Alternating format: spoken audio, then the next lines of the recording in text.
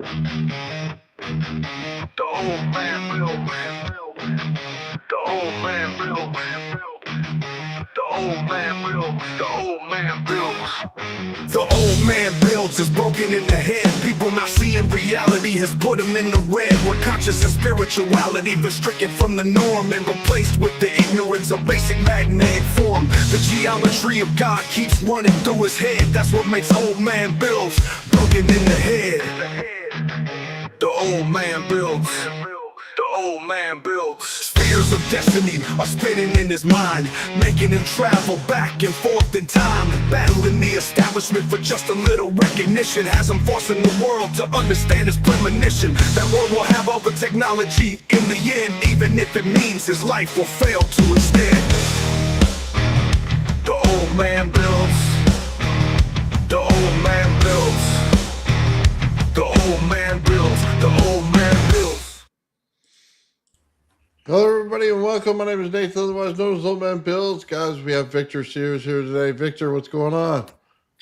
I've just been catching up with what you guys been working on and going back and digging through my collection from the past 30, 40 years and saw something, a couple things you were doing the other day. I was listening to that presentation by Lindemann on cold electrons, and I was like, wait, I've got a schematic somewhere for that. So I dug that up and thought I'd hit you up. Right on. Yeah, we were talking in the back. We got some awesome stuff going on here, man. So let's just catch up. Recording. Oh, man, I wish I was recording. I usually don't do that unless I ask you, so I didn't ask. You know what I mean? Cool. Well, I'll try to remember what we said. Well, we were talking a lot, man, about the stuff, kind of like I was telling you what Sean and I were doing, and Joe, and we're doing the RAV, and we're doing the plasma, and we're talking about how simple it actually was to pull this off, to do it. So, you want to give me a little bit of your perspective on it? Oh boy, which part should I start with? I guess. Well, I was watching the other day. You had your discussion, afterward discussion or whatever, on how the graviflyer's field looks like Earth's field. Mm-hmm. And as I said, I'm listening to the layers and looking at, and all of a sudden I space off, and I'm thinking all the stuff that I've been working with that looked like it, and I was going, well, what you're saying more or less is like what some of the old teachings say, is to become one. And people are like, I don't get it, maybe. But in magnetic and electric fields, one would be hydrogen. The isopotentials of hydrogen. One magnet, but with different bubbles around it. And we're trying to do the same thing with the RAV. And there are 3 dimensions to get over, and hydrogen has 3 valence states that it can jump through.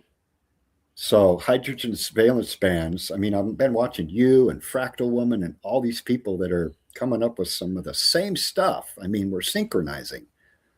And I've been noticing that. It's almost like cell phones are making us a hive mind or something.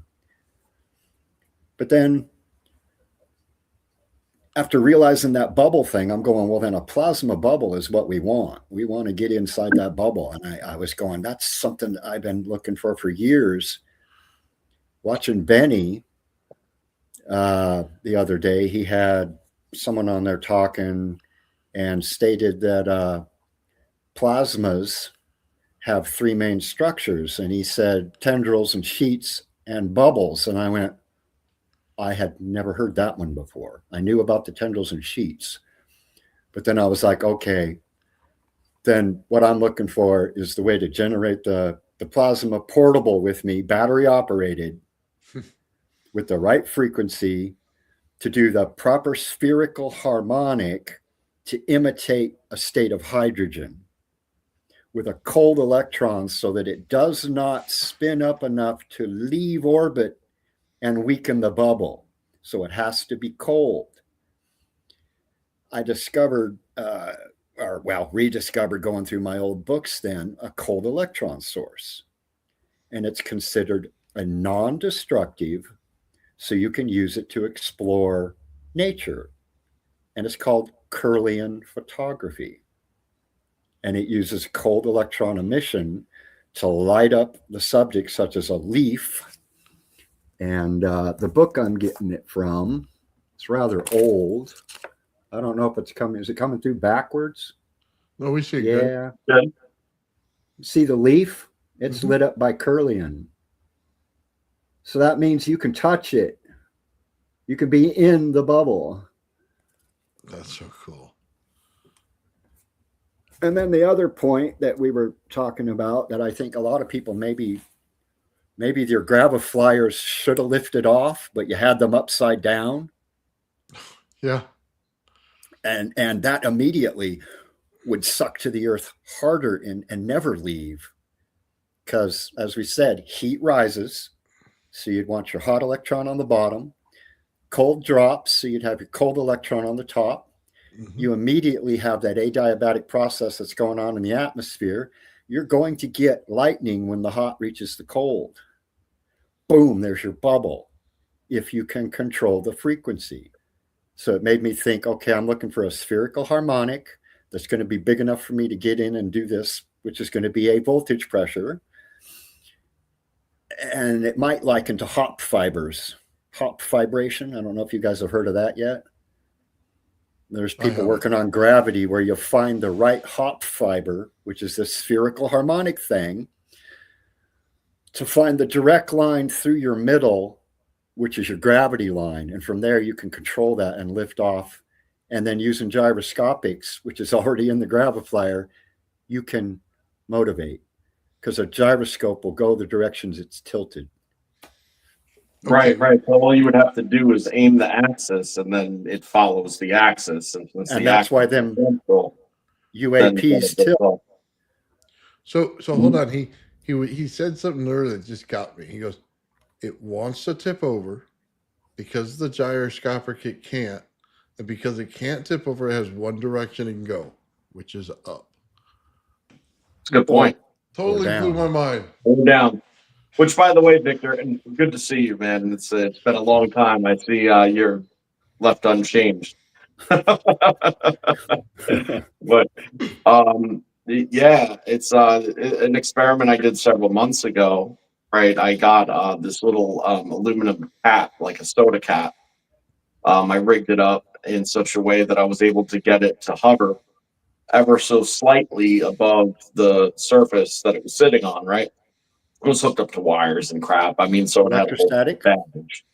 And well, it was repulsive. Now, here's the thing: I went to actually go show it because Nathan was live, and I couldn't get on fast enough, so I ended up reconfiguring it in a way that I figured was going to amplify it. But I wasn't thinking at the time; I was just rushing, and I hooked my leads up backwards.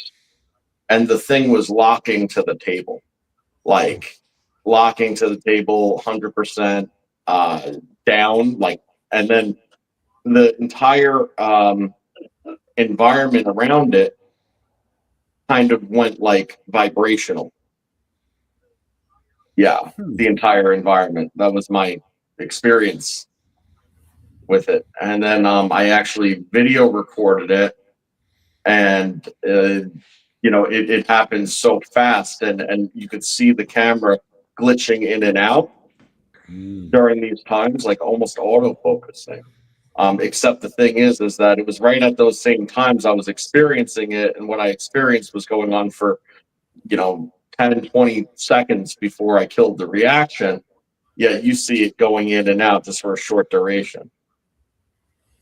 Interesting. So, pretty interesting stuff. Was it high voltage or electrostatics? It was a combination of both, because I was throwing off electrostatics, but I was using high voltage. Okay. Yeah. It was multi-vectoring is what it was. Yeah. Well, something I recently found out. I mean, I don't know how much of it's true, but the video that people seemed legit. You know how everyone says electromagnetism can't bend light, and when you look at light, it's mostly electric and not magnetic. Well, apparently they were doing these tests on white light, and then they started changing and going, well, let's check the primaries and shit. Apparently, when you get down into the range of red light and infrared, it's 70% magnetism. So something about red.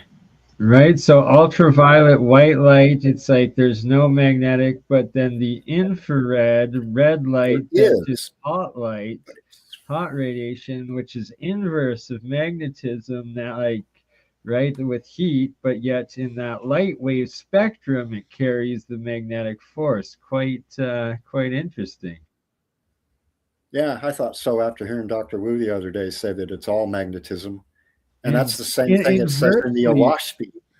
Right, so Carillion photography, like they use cobalt lenses, right? It sees the ultraviolet, the lower wave spectrum, and it's the exact invert opposite side of the red-blue shift and the human visible light spectrum. Well, we put out infrared and UV. Exactly. But it's one's white is electrical, and then and red is magnetic. Yeah, and it climbs up through the chakra. You know what's a little interesting to think about is we always talk about different energy vectoring and how that's directly related to the electromagnetic mode that you end up coming about. Now, the reason I say this is a little twofold, because with what Dr. Yu was saying the other day, I felt like I was hearing myself preach it's all the same, it's just configured differently conversation. I think that the one thing that I disagreed with him on, though, is that it was magnetic by its own virtue. I think that it's circumstantially magnetic and has a magnetic component. And I know that's super nuanced, but it matters. So there was that. But then the second part of it was about the frequency bands that you're seeing in the light and the vectoring. It stands to reason that if when talking about materials, right, we said things might be an insulator up until they're not, right? So everything's got a point where its electromagnetic properties shift, a threshold, right? Well, even when it comes to vectoring, it's kind of got to be the same thing in relationship to frequency, right? So with certain wave bands, it would be easier to create magnetism as opposed to with maybe higher wave bands where the magnetism becomes more drawn in and almost losing the component altogether at higher frequencies. So it's just something to kind of think, keep in mind. I think it goes right in line with everything that we say about resistors and resistance, and how you can increase the amplitude of something, just by adding the resistance, right? It just goes right along with that. Yeah, because you're allowing for a greater sink for energy to flow to, but it's getting turned into heat. And that's what's weird. If resistors are putting out heat that happens to be magnetism, we're losing energy with the way we make parts. I just watched something too, a guy, a video he just released a few days ago on tuning two coils and getting them resonant. And he says there seems to be a problem in the physics books with how we describe inductance. And that's the one big thing that I've been trying to grasp with my fractal geometries, because I'm showing how some of these constants are related to fractals. And yet, if you're going to build a circuit, inductance is wrong. There's a missing piece. And I just saw a video today on how to clear that one up. But he helps tune coils really well. What did he do? I'm sorry. What did he end up doing to fix it? Well, what he showed was that sometimes you can have a coil set up where you find your resonant frequency, but you might actually find a second frequency higher that it'll resonate at. Got it. And forces the system to do what's called mode splitting.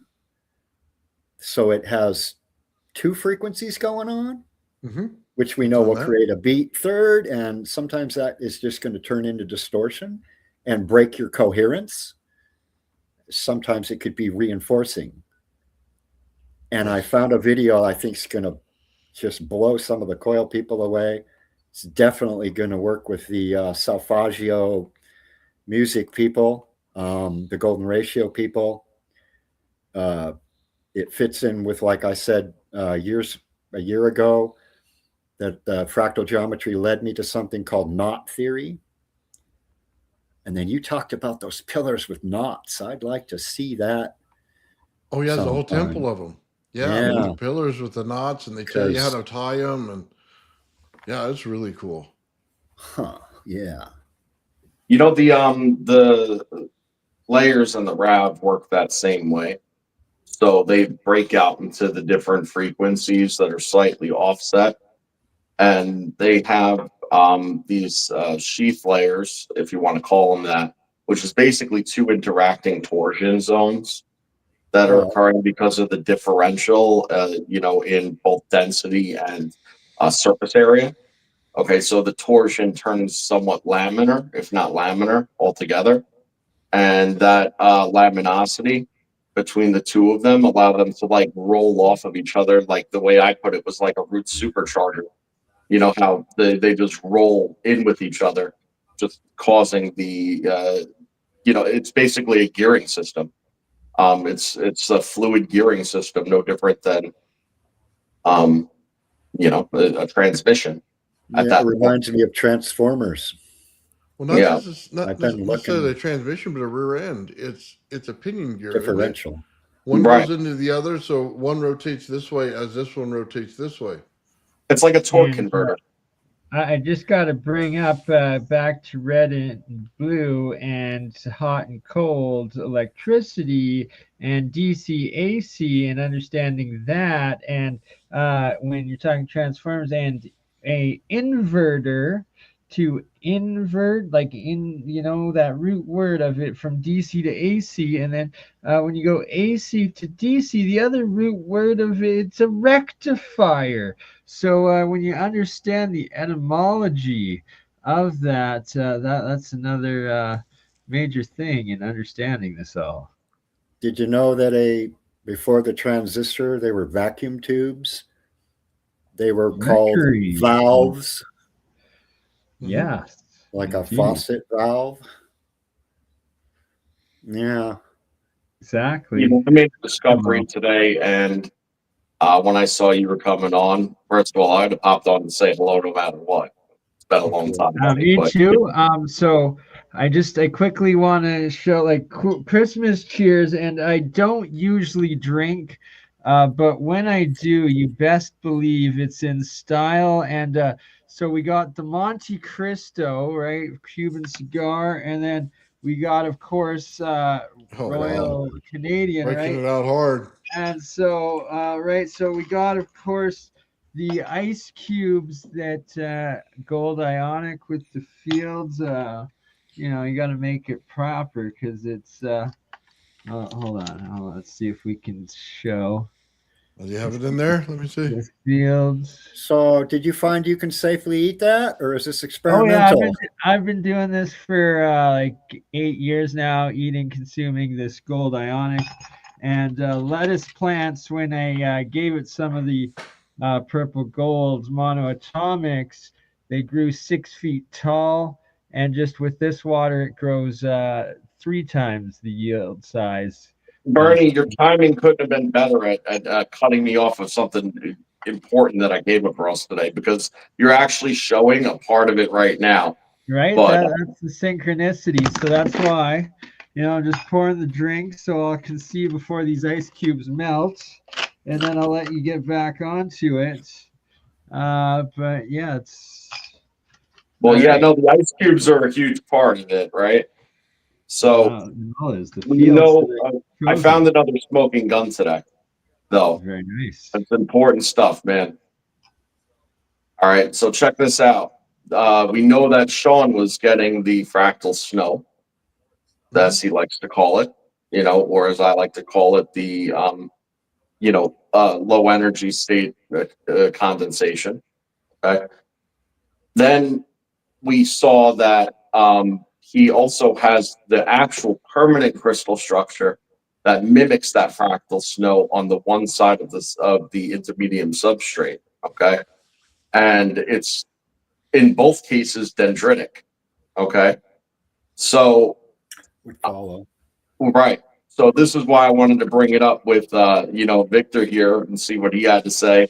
But then Bernie's also showing it, so that's perfect too, because what I realized, okay, is that first of all, there's a correlation between, um, uh, 5 and 6 sided, specifically lattice structures and dendrites in the first place. So it's either got to be 5 or 6, which is what we're seeing in the structuring pattern of the high energy state that Nathan shows with the grid.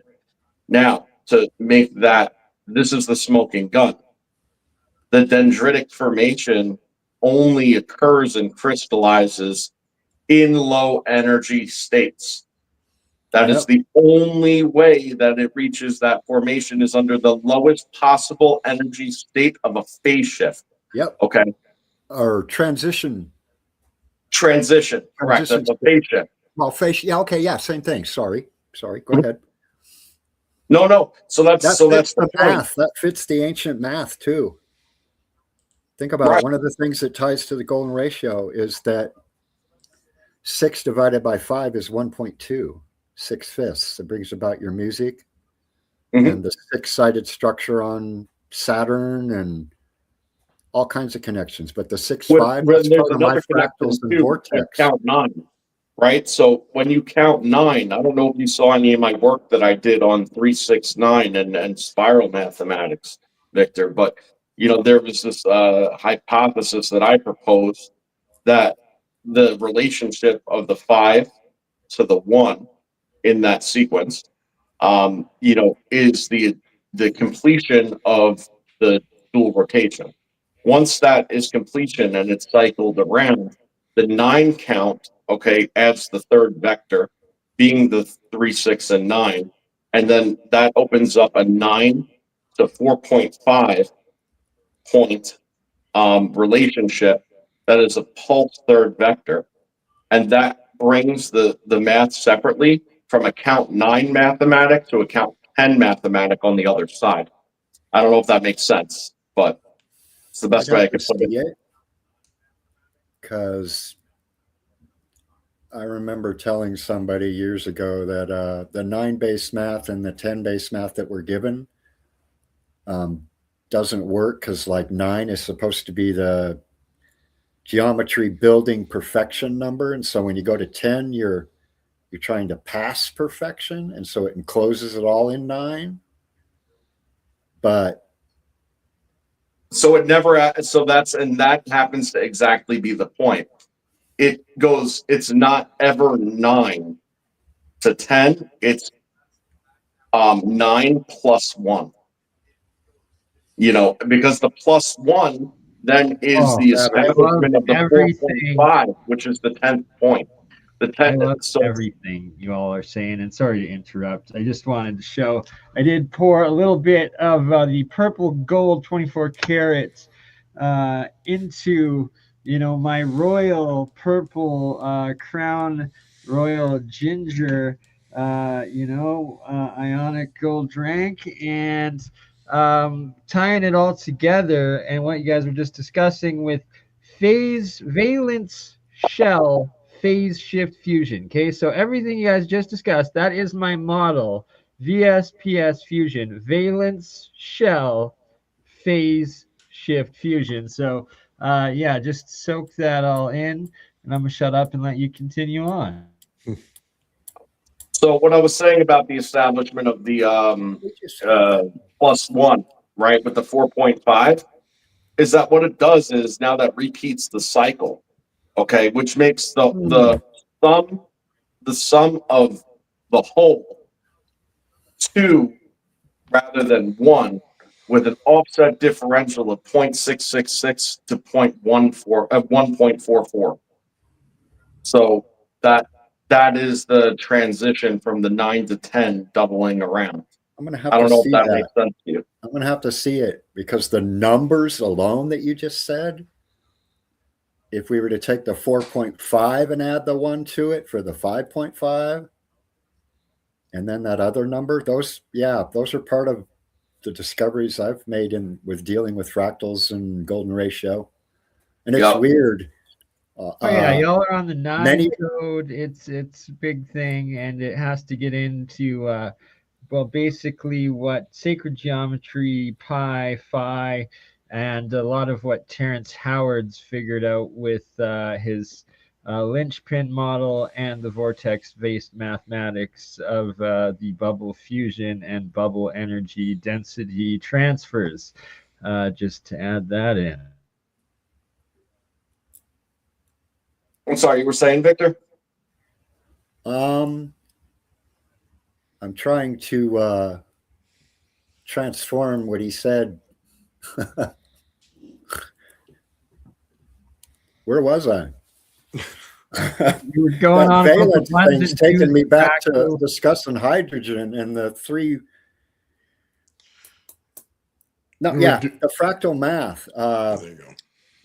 A lot of the things I've found, it's strange, but there are certain numbers that fractals will culminate to, like they're a basin of attraction for these numbers to be drawn to. They are calibers of bullets. 7.62, 5.56, 0.22, 9 millimeter. They're also bullets and something else. I lost the tangent. But the bullets is a good point, because if you think about what a bullet is doing through a rifle barrel, it needs to maintain its best stability and turn the terminal velocity into something other than turbulence, right? And they utilize all sorts of different ways to break the muzzle blast, to keep the stability, etc. But at the end of the day, whether you have that on there or not, it's able to leave the barrel with a asymmetric explosion traveling behind it and still maintain the stability. And it's got to do, definitely, I would agree with you wholeheartedly, like to do with the diameter, and also the ratio of the diameter to the length and the overall and geometry. getting that mass over a trajectory. Mhm. Yeah, a lot of math to go to kill someone. Yeah, no kidding. Ballistics. So anyway, yeah, I had schematics to share if anybody wants a cold electron source that instead of building the Kirlian photograph, and I have a YouTube of a guy to share that I think is going to blow some people away, if that's okay. Yeah, absolutely. Please, let's see the schematic. I mean, I can either send the schematics out, or let me let my dog out real quick. Yeah, go right ahead. Come here.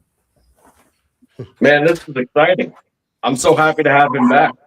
Oh yeah, I know Victor's amazing. Victor's literally my middle name, so I'm just gonna shut up and listen to Victor. Yeah, I need to get the link to that math you were talking about. Oh yeah. I could send you a link, but I've even come further with it. So we could get together one day and have a powwow on it and see what you think. I'm sure it needs refining. Well, I found some equalities in my math too that I want to share. That I've always been told that you can't get no transactions out of equilibrium. And so they were saying, what you don't want equilibrium, you want something to cause it to want to move.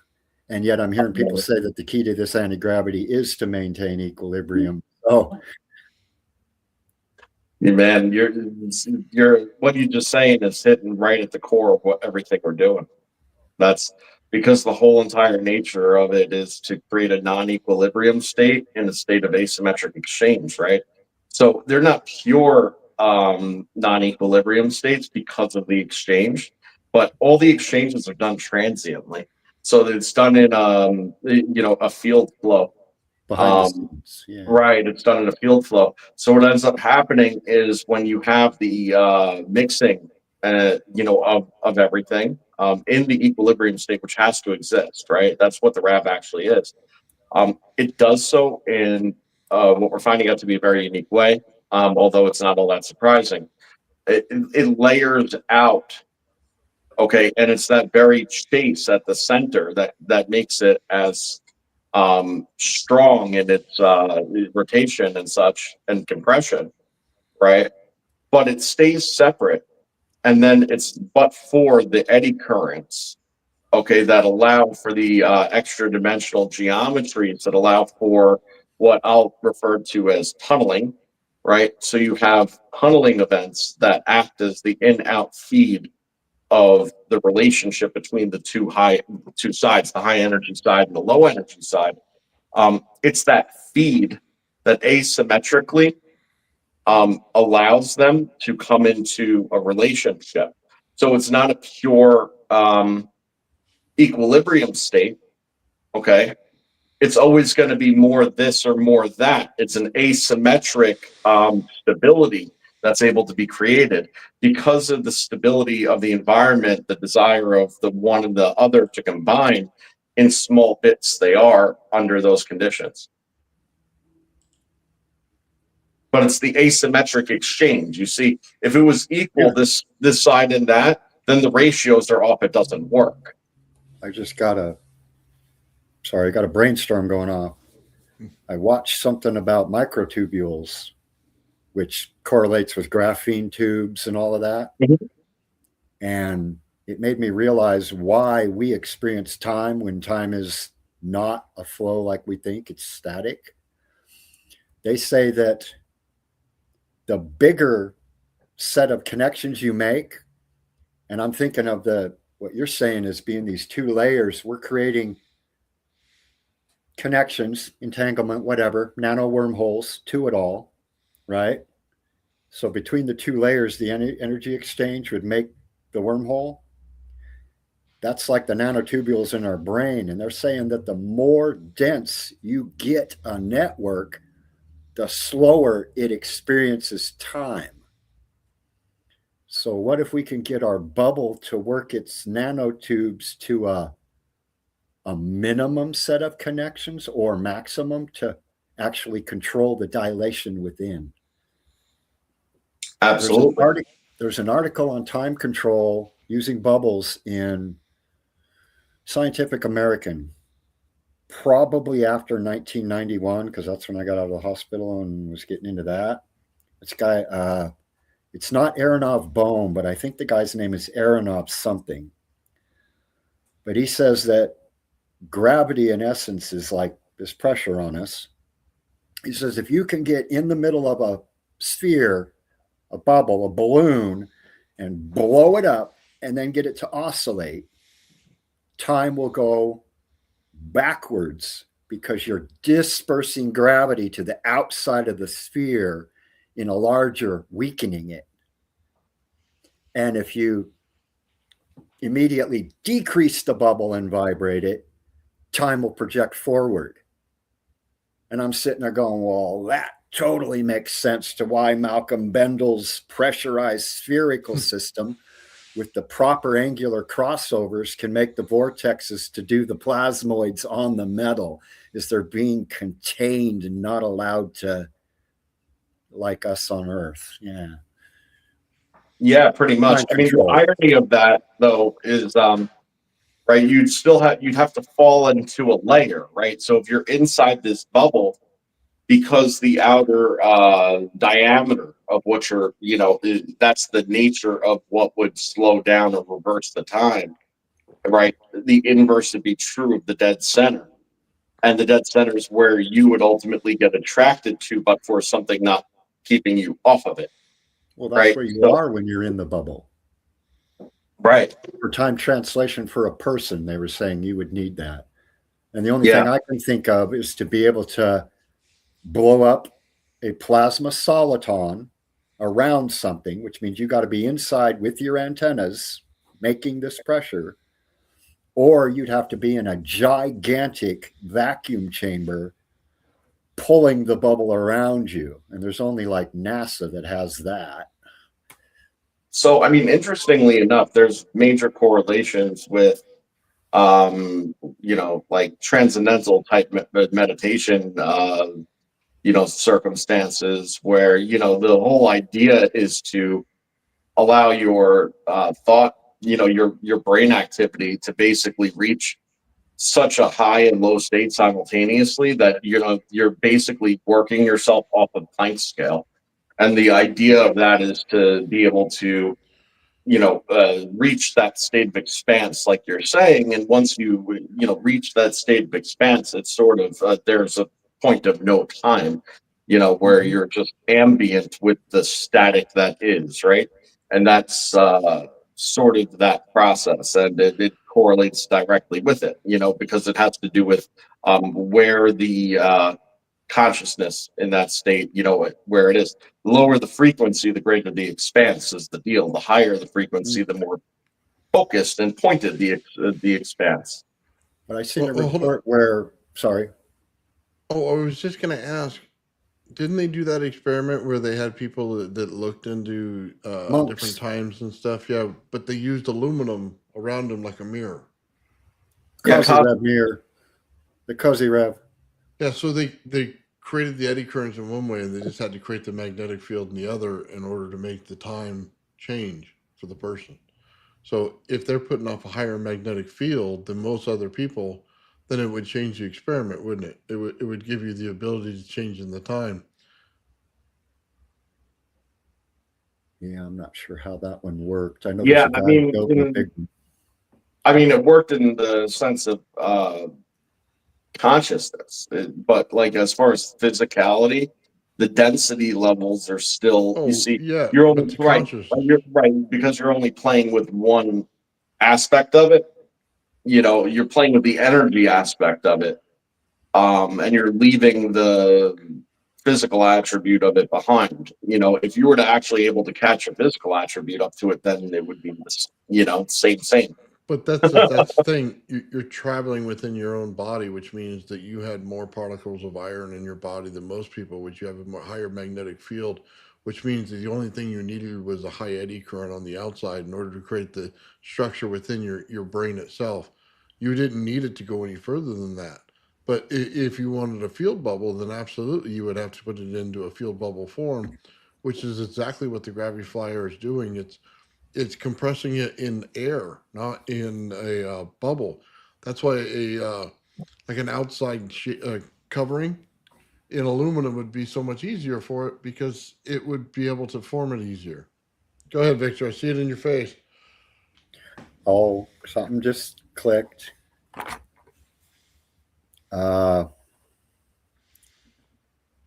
you guys familiar with the study on brain waves from monks?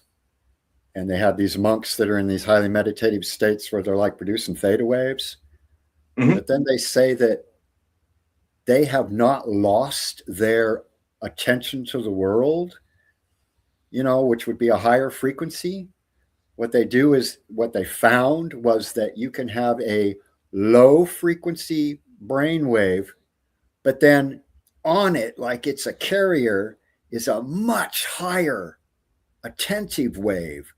So they're like aware of everything, but yet maintaining peace with it. So what it just reminded me of, remember we were talking about how we needed a vertically and a horizontally polarized antenna? Mm-hmm. This was between him and I. Your brain waves are what the antenna's putting out, but that's just the carrier. You got to put a signal on the carrier. Mm-hmm. So it might be possible that we're generating fields, but the carrier is missing. Mm. Right. And that was actually, by the way, what you just said was exactly the point. You're trying to achieve super high frequency, super low frequency. And that's where like the like general hemispherical synchronization aspect of it comes in. That's with Because deep frequency, right? yeah, that's where that comes in, because you can entice your conscious waking mind into a high alert state, and actually maintain the driver of it, being the subconscious. That's your antenna. Usually it's sitting there busy telling your telling your conscious mind what it ought to know according to it, through the gatekeeper. You take that gatekeeper out, you throw your conscious mind into a focused state, then you take your unconscious mind, you put it into a relaxed state, or vice versa for that matter too, works equally inversely well. It ends up being kind of the same thing, and it's that's sort of what allows you to achieve that higher state, which again, once you're able to separate the high and the low, and they're on the either side, well, if there's back and forth communication, from the right and left, that you're reaching this point of asymmetric exchange as well, where it's it's the same process as the point, right? What I found the hardest thing to do when trying to get in that state is not being pulled out of it by a distraction when it happens.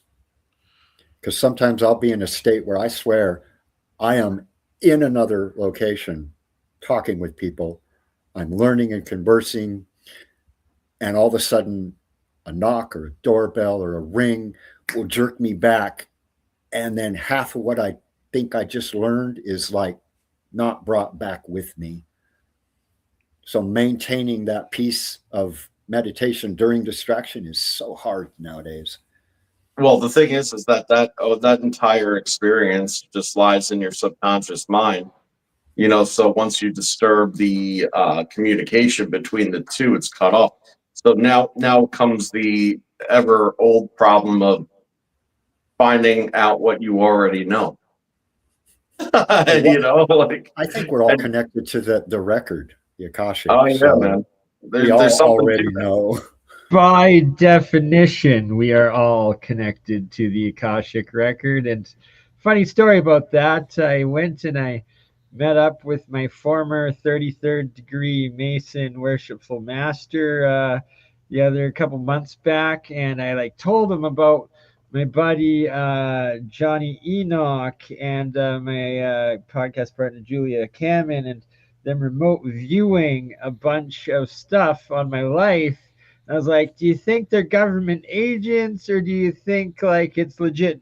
And his words were, it sounds like they're intricately connected to the Akashic record.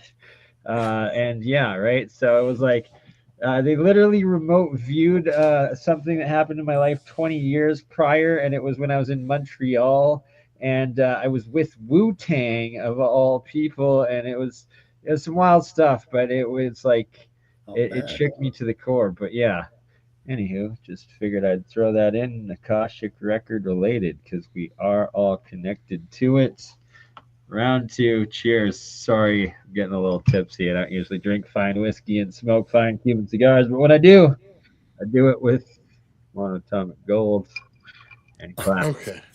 So I'm shut up and let you guys go.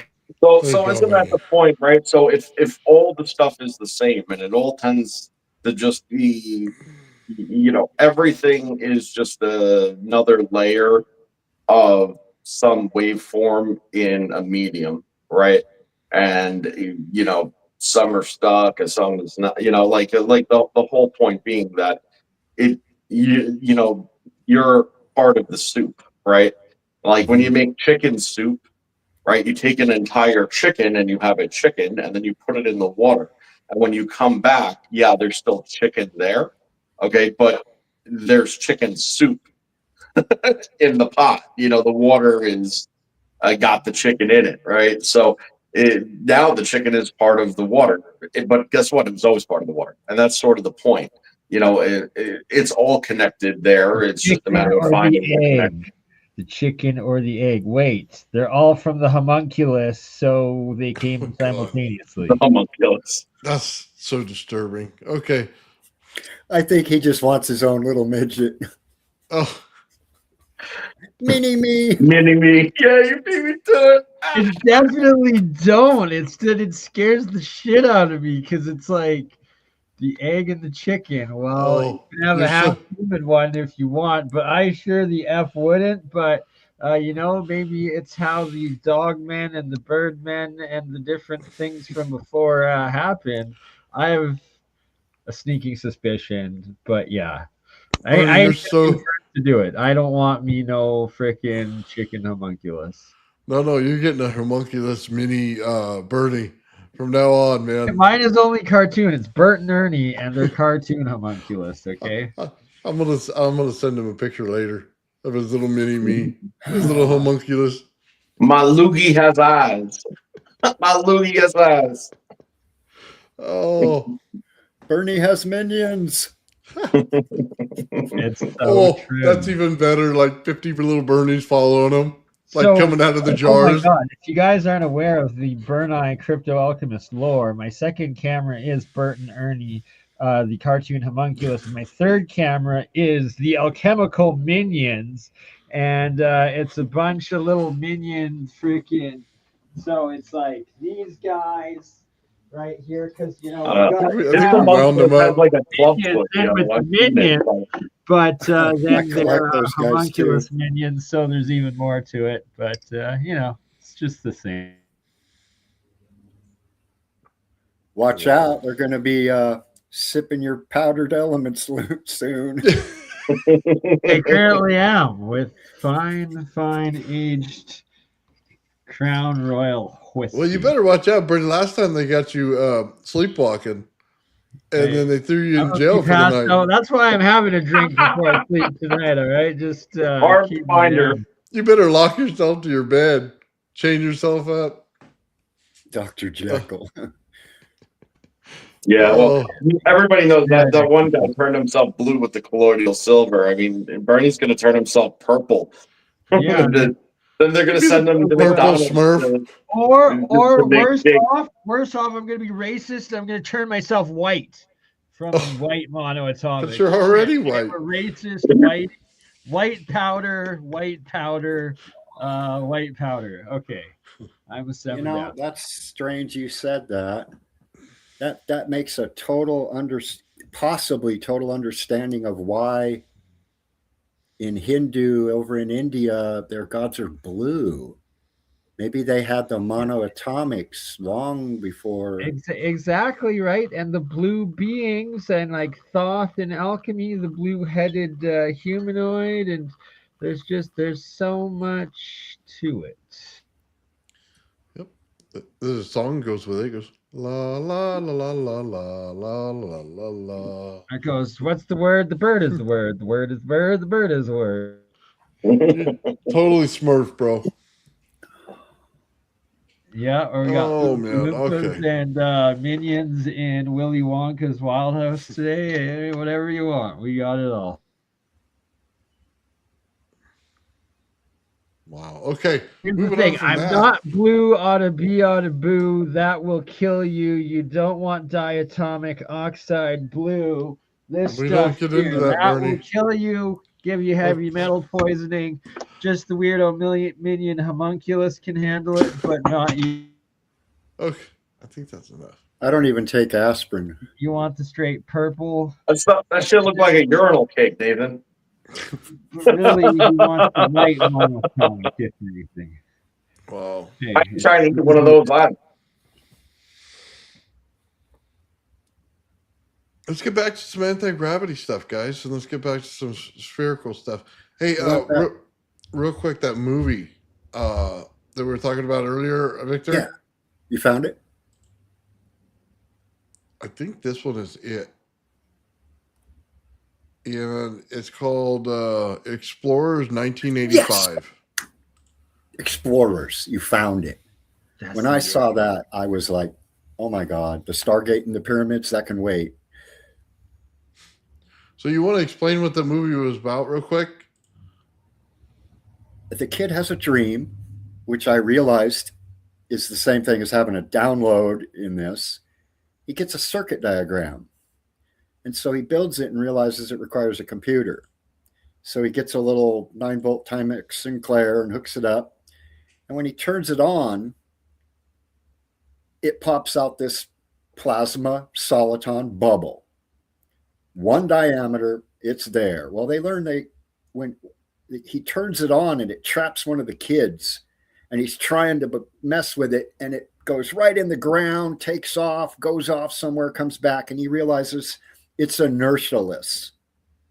The kid wasn't harmed. He tunneled through the earth. They're showing you tunneling. All of it was displayed in that movie. Well, he has another download later that shows him how to build a device that spits out oxygen from the electricity. And so he hooks that up to it, and they realize we can build a spacecraft. So they go and get a piece of a carnival ride that's big enough that the bubble can go around it, and they get inside, and they end up popping up into space, meeting these 2 young aliens that took Dad's spaceship out for a joyride. And they sent the download to the kids because they just wanted to meet someone and have fun. Soliton bubble, tunneling, inertialess. The NSA saying we're tailing instant too much. travel. I'm going, wow. No wonder You know why you can't cross through things? Is because when matter is structured, it's structured in a mesh, okay? And it's structured in such a way that it's, if you want to think about it this way, I'm not saying it's the way it is, but it's positives and negatives that make up that. Now, what does that sound like? Well, that sounds like a magnetic inverter, doesn't it? Well, what's a magnetic inverter? That's when you have a net positive charge that's stronger than the others, but the others are surrounding it, right? So when the others are surrounding it, something could get that close, but it can only get that close because it's going to start to lock to it, right? And that would have to be overcome. Now, because it's only magnetism, it's weak, okay? But the thing is it's, you can't cross past it because that's bound. And that's like, you can't break that stronger force, right? But you could pull away from it because, you could overpower that. So it's like, it's very similar in circumstance. Like when you touch something, you can apply pressure to it. Its lattice will have as much give as it has or doesn't. Okay, but the pressure is going to go either more so on one thing or the other, and it's going to be dependent on the lattice structure to make up the density. But you're not going to be able to cross through it. Now, if you take one of the components away, like the electron, for instance, you take all the electrons away, but the stuff stays structured. Well, all of a sudden now there's no polarity difference there. So you could actually pass right through it because you don't have this locking condition that would occur. Does that make sense? I don't know. if it's inertialess. I just thought of that up now, and then it becomes superconductive as well, because at that point, there's nothing to have resistance with it. So that we know that bubble superconducting is. wouldn't be able to go through the ground. Sure, you'd be able to go through the ground, right? If you have something that's, like let's say you're net positive, right? If you put a net negative around you, generally speaking, you know what I mean? Like You'll get grounded. You want So to hold net it. positive. but now what about positive. your environment? If you do that to your environment, then you'd be able to cross through it. That's the thing. So you could remain solid, but it is in a state of flux because you've removed what keeps it together out of the equation. Okay, when you say So it, you could just push talking that to about the bubble side. that was in the movie. I didn't see the movie. But the idea here is that if you could push, like, okay, let's just say electrons, that's what holds your matter together, right? If you create a field and it pushes and disperses electrons, but keeps everything else in line, okay, as you transient through it, okay, then you could go through it because there's nothing holding it together. So you remain solid, but your environment becomes malleable. I don't know. Like this, I don't know that I'm describing what I'm saying. Sounds like the Tolan tech for walking through walls. Yeah. Well, that's kind of the point. Yeah, that is the point. That you reached a higher energy state than your environment around it, so you're able to pass through it. You're able to pass through it because when you go toward it, it actually moves what's making it solid in the first place out of the way. It still stays structured, Maybe. but you could pass through it, but you're solid. What if you can take your wavelength, your energy, the higher you go in energy, the wavelength is going to get shorter. So if the wavelength gets short enough to go through the lattice, you don't have to move nothing. Well, that too. Absolutely. That's absolutely correct. Usually, if you move matter that fast, though, it tends to break apart. Weaken. Yeah, that's what Material failure, you know? Hutchinson showed. Yep. Yeah, you can liquefy shit. Oh, hey, the Twin Towers. No, you said it, not me, man. Don't say it again. I don't need that problem. It reminds me of a verse, ashes to ashes, dust to dust. You know what's weird about that? There's a fractal that's infinite called Cantor's dust. If you take two of those fractals and put them together in a rotating dispersion, they'll go opposite directions and create the fractal called the Koch snowflake. The one that looks like a snowflake, that's actually two dusts. And the snowflake's dimension is 1.2618. 6/5 is 1.2. These fractals and the vortexes, this. What'd you call that stuff again? Something dust? The fractal is by a man named Cantor. People didn't like his math because he came up with a brand new infinity that didn't fit all the other infinities. You take a line and erase the middle third, so you have two sections, right? 2/3, 0.666 again. Take the center out of those. Now you've got four sections of, they're no longer thirds. Now they're what? Sixths or ninths? I'd have to go back and look. I should know this. But anyway, the sections keep getting smaller until you have nothing but a bunch of points spread out along a line. And it's called Cantor's dust.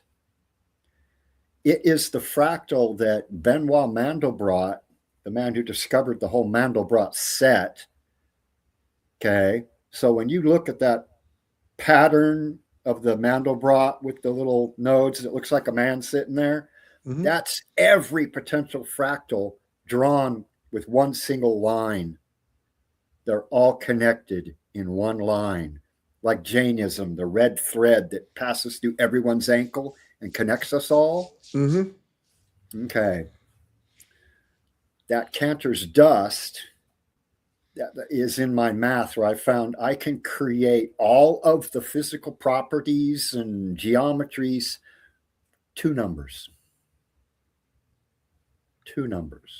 And I can build a system, builds up to pi, builds up to phi, builds up to triangular geometries, and it all works with these fractals. So I say I'm trying to work out how induction works with this, and there's something missing there. Okay, so let me just share this with you. Sean was experiencing what he called some kind of a dust before he got his crystalline form. Plasmas create dust and like plasma, like GANs, gas, atom, nanosolid state, or orbis, orbitally rearranged monatomic elements. Okay, hold on, Bernie. We're trying to get through something real quick. Potentially. But he was getting a light to plasma state, okay, before that. So in what he's doing some kind of conversion that's going on. That's why it's imperative here, because what we're talking about is how to get the mathematical formula to get the conversion. And I think that's what you're hitting on. I'm working on it, and it has to do with ozone being the one particle coming out, and its electrolysis, and hydrogen being the other coming out of it, and it being water vapor, and the ozone being the oxygen that is the proton or particle positive particle from the ground, and that you also have the hydrogen coming from the charge from the sun, and the plasma, and that is the interaction that it's about, and it's electrolysis of atomic hydrogen and oxygen, water, and the monatomic powders of them, whether it's ozone, hydrogen, and water, and the rest of it. It's your quantum powder. I don't think you'd get ozone. That's O3. You'd get HHO. Yeah, you get all of them. It's all. That's the thing. It's all white powder in certain aspects that I've been able to make it out of, and out of any element. And no matter what it is, if you're getting the white powder, that's whatever the outcome of the chemical reaction that you have going on, it's going to be one of those combinations. Well, you could do that by calcining anything you work with. You could just burn it to a calcination point and have white powders. Yes, that is it. That's what they call it. And sometimes calcination is actually ozone, and sometimes it's actually calcium. They're on the same spectrum. Calcium. Calcination is a term. It's not a substance. It's both. It's both.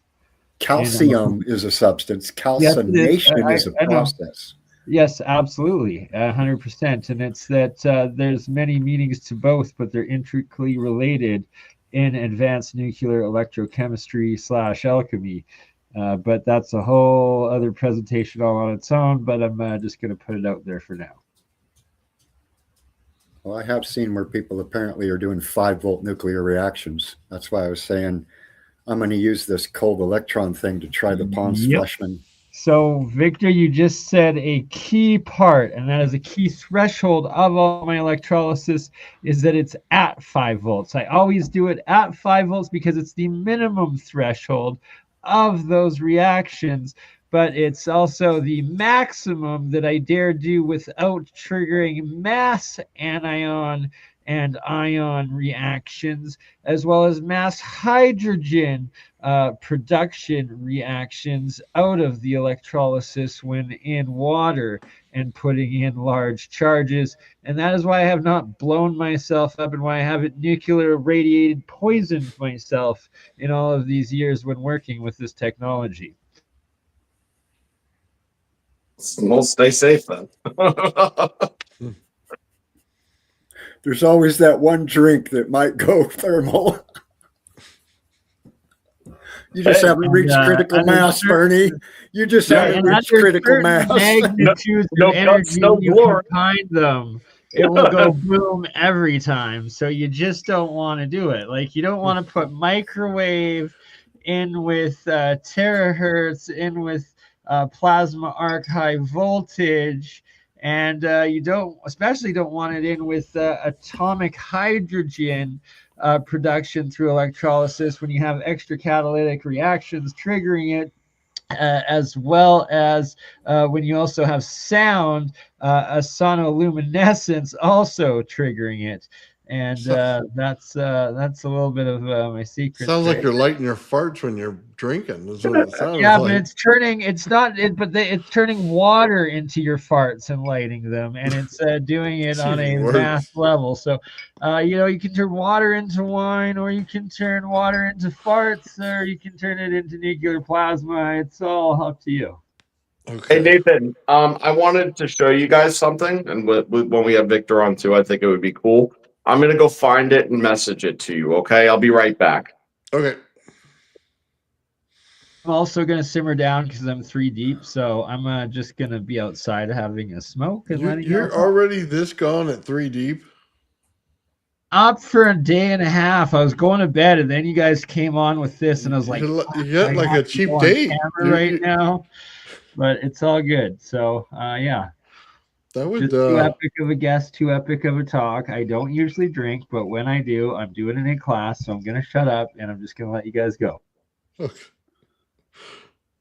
Wow, that would have been a cheap bar date there, Victor.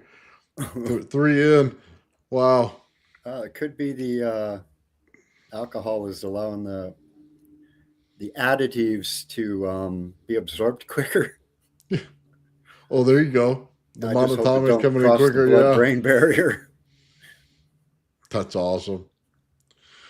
you want to see that diagram, or Yeah, I do. do you want to see this guy that I found that I think is just phenomenal? We could do both. Which one you want first? Where's my? Oh, dang it! I thought I opened my email. Let me check something out. Oh, here it is.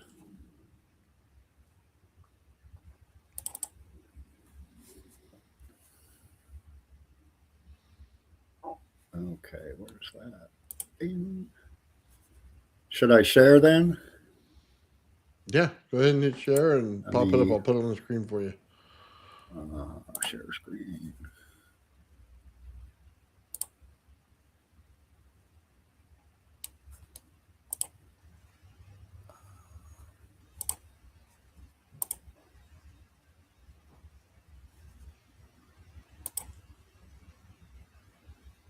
Okay, can you see that page? There we go.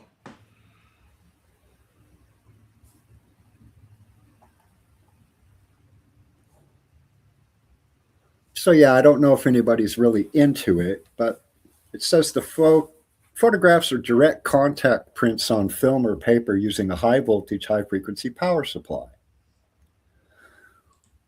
And the Curlians weren't the first to do it.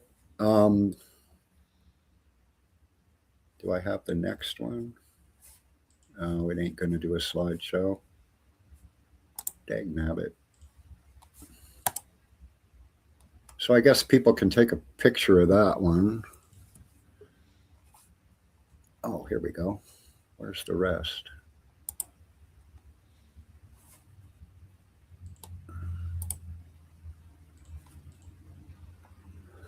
So, whoops, get back here. What are you doing? Taking off on me? Okay.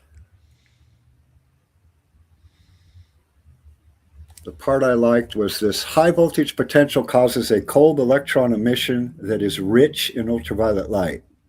So it might also possibly be used as the first stage lighting for a Bendel generator to create plasmoids. And then the circuit uses a power.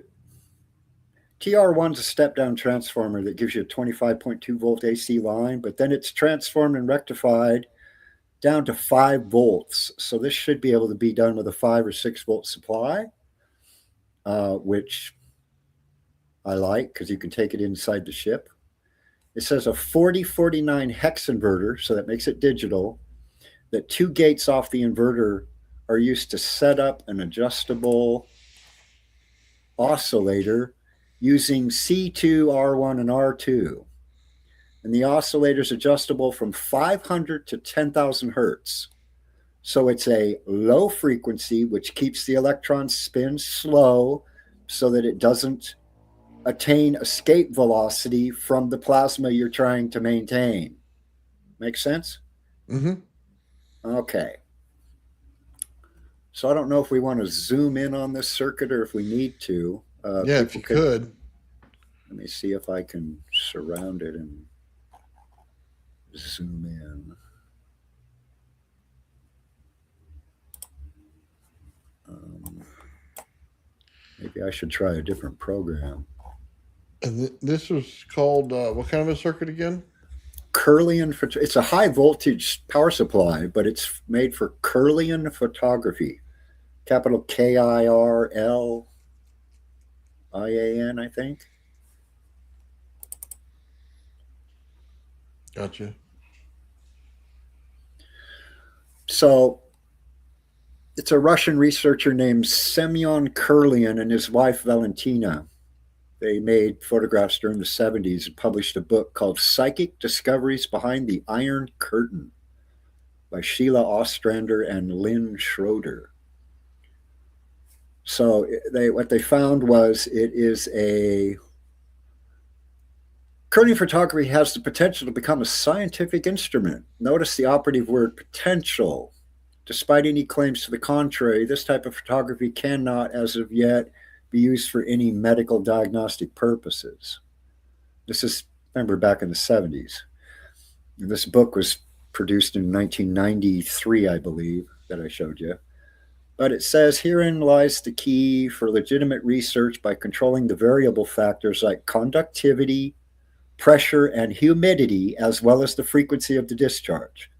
Remember, this is for testing natural things like leaves and funguses and mosses that you want to get photographs of. So conductivity, pressure, and humidity on the plate were important. But that's not what we're going to want to do unless somebody wants to go look at the health issues on this. But it says here then that what you're given is a non-destructive electron source. So it's not hot enough to hurt the living material, and so should be useful, I'm hoping.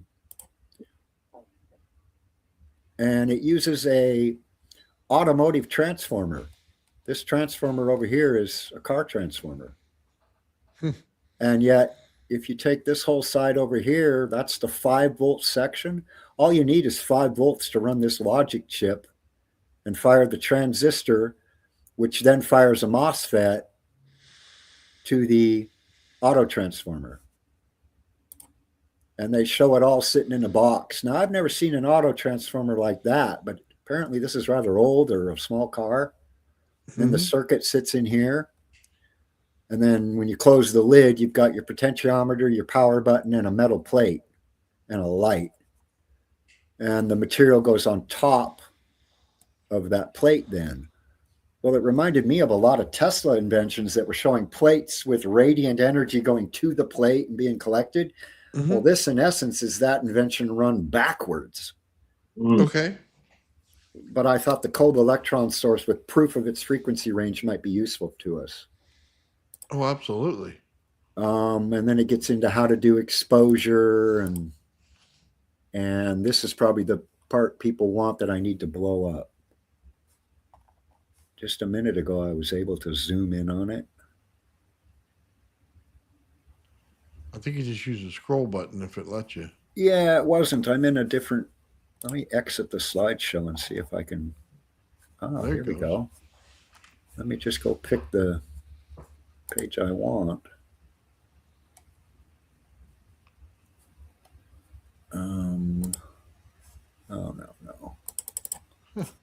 Just click to the right down there on the bottom. Oh, it's going to say because there's a little zoom in tab on the Zoom bottom. in tab?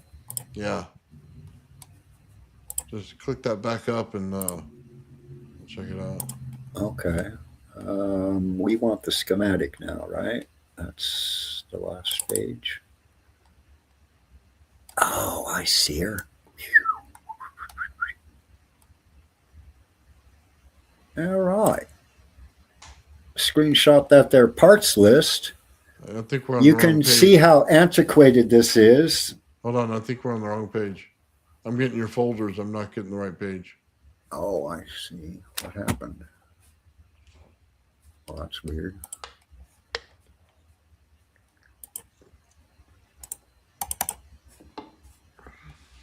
Well, how do I close that then?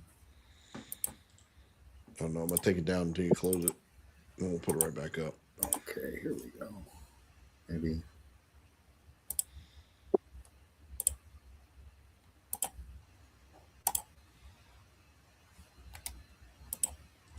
There you go. That should do it. There you go. So I did hear Ben the other day say something in one of his broadcasts that said, "Oh, I have a circuit here I'm looking at that's transistor firing what I just said. Dang it. Yeah. Something similar to this circuit. So I don't know if he has the same one or not, but Ben said it on which broadcast? Was he just on his oh, it was something the other day. He said, I have a new circuit I might try. It's a transistor firing a MOSFET. And I was like, oh, well, this is about the time I should jump on. Because the thing I'm seeing is we don't really need this AC transformer unless you want to build a box at home.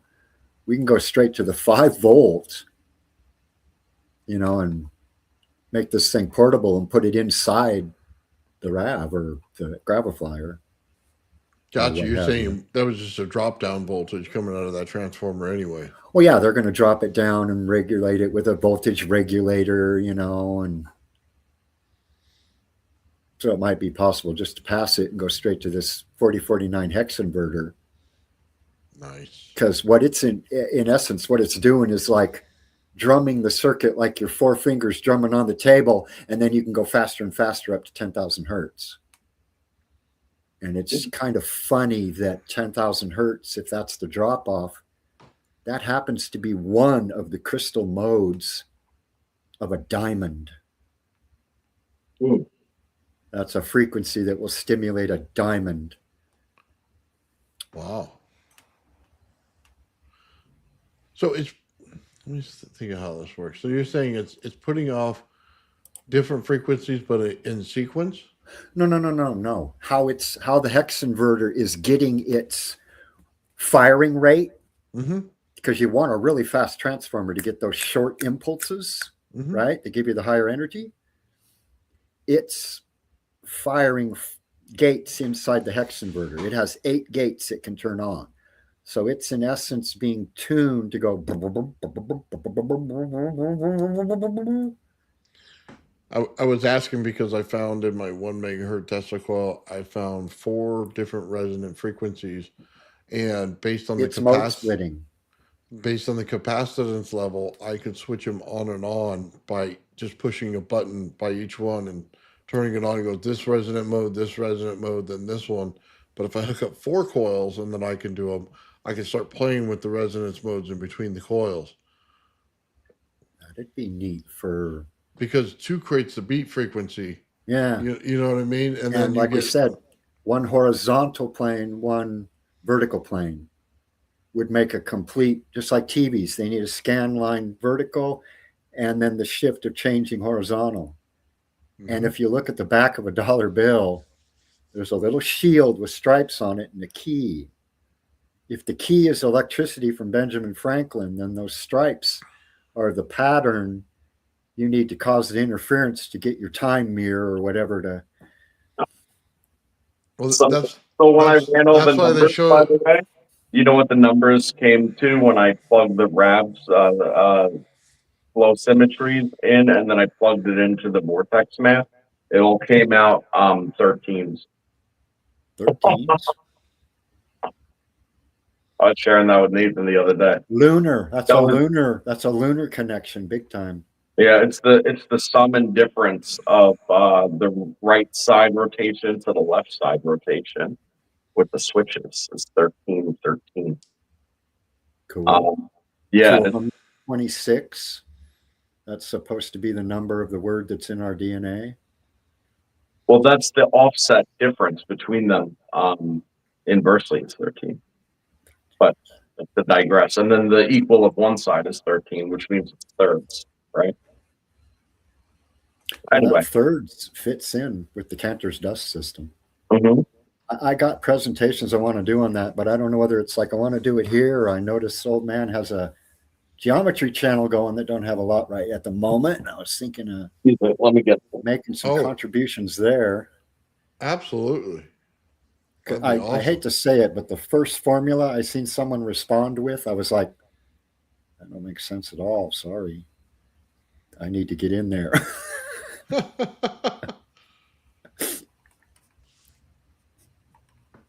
Yeah, I was going to say that G that they did in masonry, where they put the G and they put the two, looks like arrows on the top and arrows on the bottom. Tools. It's the compass and the straight edge, a 3-4-5 triangle and a compass, which is basically putting it in gravity. The 2 tools that. Besides the plumb, yeah, and the hammer to break free, and anyway. Okay, well, there's a dude named Swim. His last name's Swim. This guy is a polymath. I mean, he is into so much stuff. I went and looked at his study on electromagnetism. He's got these projects he's doing. He's an artist. He's phenomenal anyway. He just posted something like 5 days ago that he's been working on. And when I saw that it utilized knot theory, I was like, oh my God, there's the next step in the evolution, like I was saying. Would you like to see it? Yeah, send me his link. I think Joe has something to show you real quick, real fast. Oh yeah, I wanted to tell you this 13 correlation with the RAV, and the spiral math.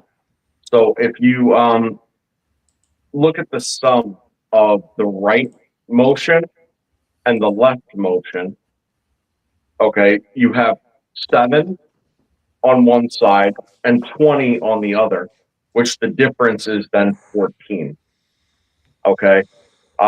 Then, interestingly enough, if you want to think about the right side as the positive You and the mean left side 13? as the negative, and you take 7 and you divide it by -20, you end up with 13. And then if you subtract 7 from 20, then you end up with, well, -13, which was the correlation that I found between the two sides. So the relationship, between the right motion and the left motion was 20/27 and 7/27, right? Of that portion of the motion is the ratio. But again, that's only taken into consideration the what I call the transients. Okay, without the sum of the switch. So, in other words, you have 1, 2 plus 4. Okay, 1 plus 2 plus 4. And then you have 8 plus 7 plus 5. So the 4 where it switches in the center, those are not included in that because those are a separate vectoring. Those are the switch vectorings. I broke that down into transient figures, switches, and returns. And that's how I've been calculating all the ratios. So have you determined this 13 to be like a voltage then, or? No, it's just part of the ratio. The 13 is the common between the two that exists. So when the mix takes place, what their their equilibrium, so to speak, would be not equilibrium, but the ratio of the mix amounts to 13 parts. I think you might have found then a lunar cycle, a lunar frequency, because every year we have 13 full moons. So I think you're onto something where, oh, so when you say transient, are you considering that to be a speed up or a slowdown? Because even nature during an eclipse, when we're in that alignment, shit. But what I mean by transient is a current state. So in the vectoring, when you're going in the spiral math, okay, as you right, so there's one side that's clockwise and one side that runs the opposite, right, counterclockwise. When you look at it through that one perspective, that's called phyllotaxis, right? But the vectoring is never broken, right? It's continuous. So what I'm considering transient would be that particular directional flow before it switches to the other inverse flow state. So one's going down, then it switches, and then it goes down again, right? Okay. And then before it goes up. So 1, 2, 4 is one transient sequence. 8, 7, 5 is the other transient sequence. The switch points are 4. Okay, so it switches at 4 to 8, and it switches at 5 to 1 because it's switching, cutting across. The two crossing vectors between 4 and 8 and 5 and 1, which 1 in that case is really 10. That's the creation of the +1. Okay, the difference between them, where they cross, is the 4.5. 4.5 falls directly in between 5 and 4 and is half of 9. So it is the squared half of the entire sequence at that point, right? So I don't know, just thinking aloud, but I found that weird correlation with 13 and the two sides. And I don't like to hang on to anything for esoteric purposes, but it seems to be the number of parts. Because again, I view all these things as fractions and relationships. Me too. Yeah. Yeah, fractions Like and Ohm's relations. law, everything. If you look at all equations, there's a ratio of something, distance to Exactly. time, the change in rate of time, or yeah, there's always ratios. Right. And I was talking to Nathan the other day about prime numbers and the critical, how the prime numbers are critical because they're the first of the kind, right? They can't happen again. You could They're derive other indivisible numbers too. from them, but you can't derive lesser numbers from them, Right. lesser They're the building proportions. blocks. Exactly. So those prime configurations when you're dealing with numbers of parts, okay, are always going to be fairly critical because everything else could be broken down into a lesser amount. When the stuff breaks down into lesser amounts, that's when the proportions and the ratios become more significant, and it becomes more coded. So there'd end up being parts, and the parts could be super weird because they might not share the same sequencing. In other words, you can have, you know, uh, the thirds, as one part, but then you could have, twelfths, which is the same as halves, right? Yeah, yeah, yeah. Fractions of halves. So or 12 is a bad example because that actually reduces down into Has a three. lot of advisors. Yeah, but you get what I'm saying. Like it could be off fractions. It's all to do with the prime number, though. At the end of the day. I saw a video on primes I think you're gonna like. This man took primes, turned them into frequencies, evenly distributed them like a Fourier transform, then wrapped them around a sphere, and he found out that the prime numbers themselves generate a field all by themselves that has infinite storage and memory and capability. Hmm.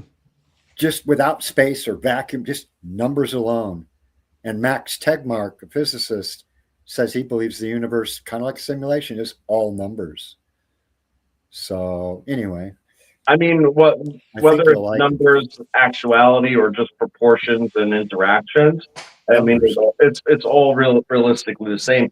I mean, the way to visualize what I'm saying is cymatics, right? So, if you take certain frequencies that are, in certain proportions with other things, you run them in certain arrangements. That is your code, because then what you end up with is you have either a standing wave pattern where it's fixed in its position, or you have a standing wave pattern that might actually be morphing and changing as the frequency bands interact. And that Okay. is the nature of the arrangement of all the lattices and everything that we talk about.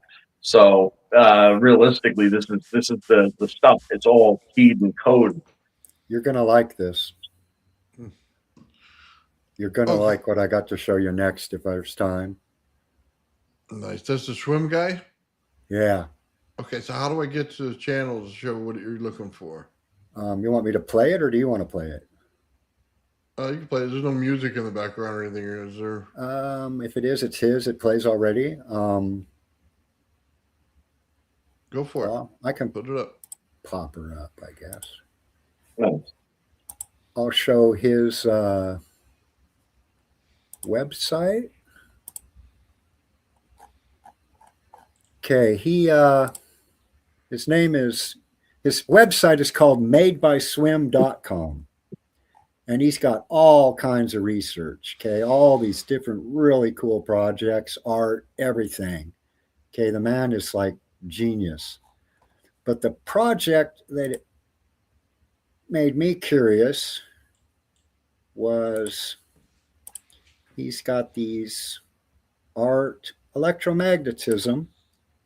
He's got exactly the same picture. Look at that picture. Oh, I have this in my fractal math, almost identical. And when I saw that, I was like, man after my own heart, I got to go check his shit out, right? Yep, it's a Taurus, Mm-hmm. but not a donut like people keep on Well, it's more like the thinking and Earth. It's saying. more like a single charge. Yeah.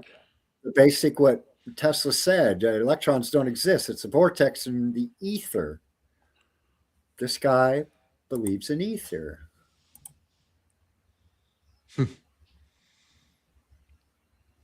Okay.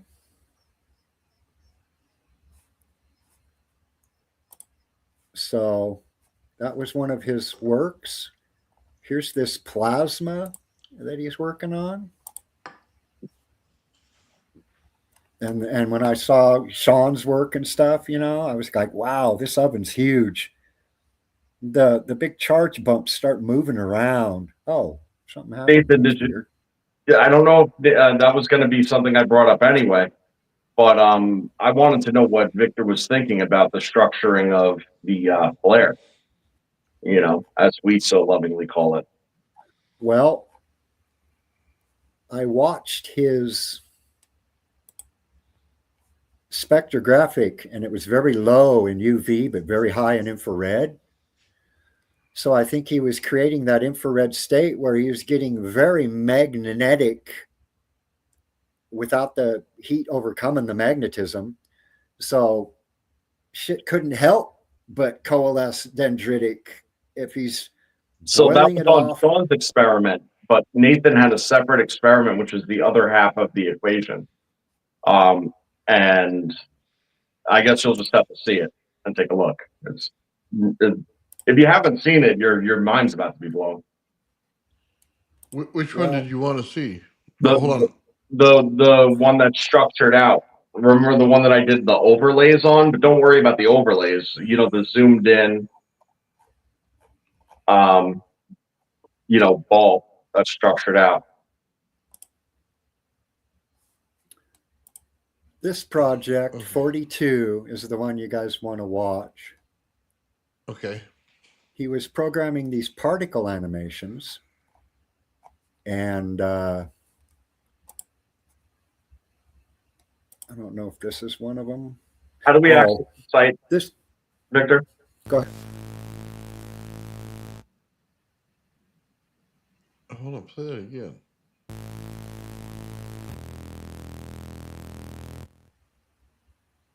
These are knots wrapped around a torus with a golden ratio division, playing with the 222.2 and the 137.5 degree angles of the golden ratio in a circle. And he found phenomenon he could not explain, so he wrote software to figure it out. It is totally going to change the way people start wrapping coils, I believe, when you see what it breaks down to. This is the display he was making for the art, but the software and what he came up with is just mind-blowing. But the visual of it is just how we can viscerally experience what it is that it's otherwise showing. I mean, that's realistically it. Oh, he gives a whole When chart you of change what everything is. When you change the temperament from Pythagorean to a just temperament, and the frequencies change, the patterns around the torus change. Yep. The winding interval is 137.5 degrees, so he's not going point to point like a rodent does. It's a wrap that, well, when you see it, it's different.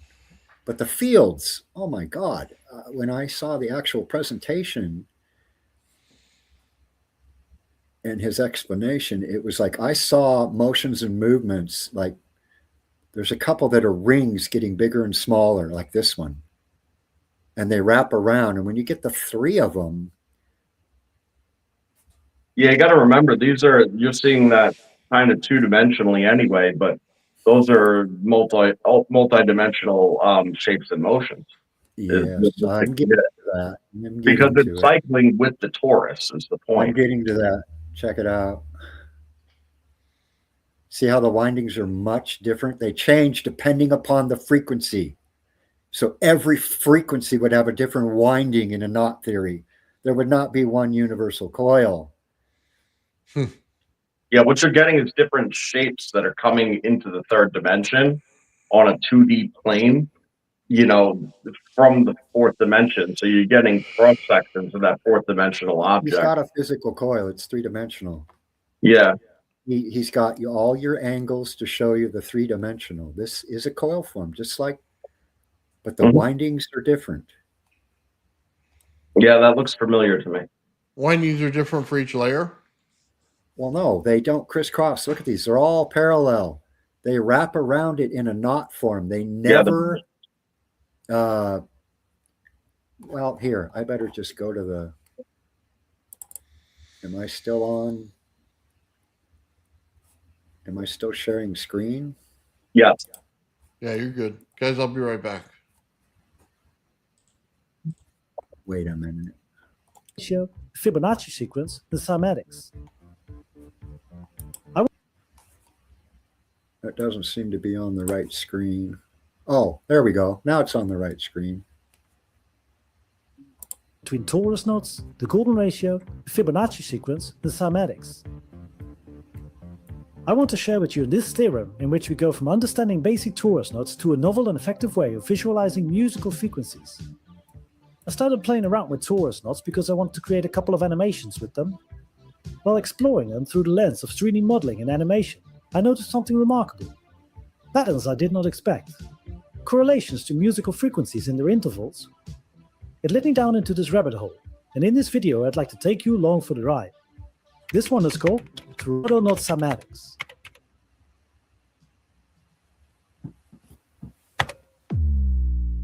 Let's take the shape of a toner. Its outer surface is called a torus. Let me take a string and wrap it around that surface, over, through the hole, yet eventually we join its ends to form one continuous loop. That loop is known as a torus knot. There are many different torus knots, each with their own unique geometries. To help us sort and identify them, we label them using two values, P and Q. The P value tells us how many times the knot goes around the torus, and the Q value tells us how many times it passes through the torus. For example, the torus knot 2 times around, 3 times through, gives us the trefoil or knot. My energy bill dropped from $150 to $50 by doing this. My friends laughed at me when I spent. If we swap those values, we get a different shape.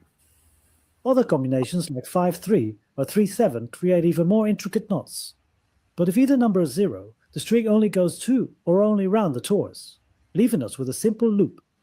But in this complex, this is called an unknot. An easy way to classify one of these knots is to unwrap the torus onto a square grip.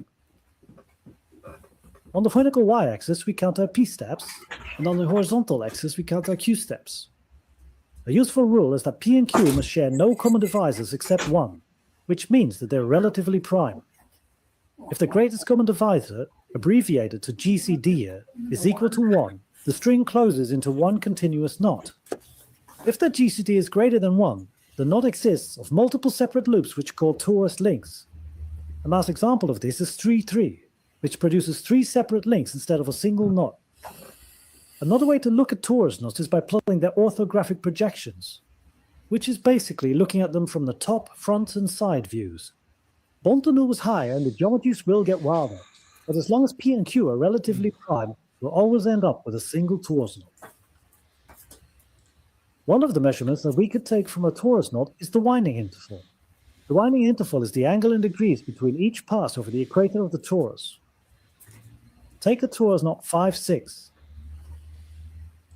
We could calculate its winding interval in degrees with the following formula. When we multiply our p value by 360 degrees, we get the total amount of degrees covered by the entire knot. When we identify this number by a q value, we get the amount of degrees between each pass over the equator. In this case, we get a winding interval of 300 degrees. When we slowly raise the winding interval, we can see that for all of these values we do not get a torus knot. This is because this number must be able to multiply to a multiple of 360 to be able to form a closed loop. One of the next suitable winding intervals that multiplies to a multiple of 360 is 300.148834 degrees, which generates a knot with a configuration of 336, 4, and 3. Again, we can see that the greatest common divisor is 1, which confirms that this torus knot is one closed singular loop.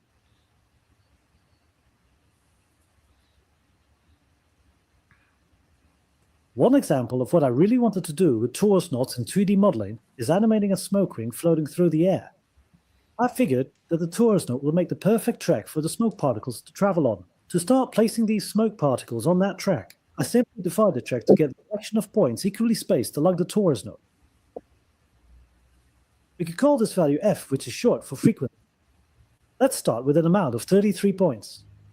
We can see that we get a nice even distribution of points, and really just a starting point, we can see that the particles smoothly move along the track, just like we'd expect. But now, let's increase the complexity of a torus knot so that we have a bit more real estate to plot our points on. The value I really wanted to try and use for a more complicated torus knot is the winding interval of 137.5 degrees. This value is not just any random value. This number is also known as the golden angle. The golden angle is the value you get when you take the golden ratio of the circumference of a circle. If you haven't heard about the golden ratio yet, the golden ratio is the ratio where the smaller is to the larger, as the larger is to the whole. This is a very powerful ratio. If you know how to recognize it, it shows up almost everywhere you look. If you want to learn more about this ratio, and more specifically the golden angle, I would highly recommend taking a look at the work of John Edmark.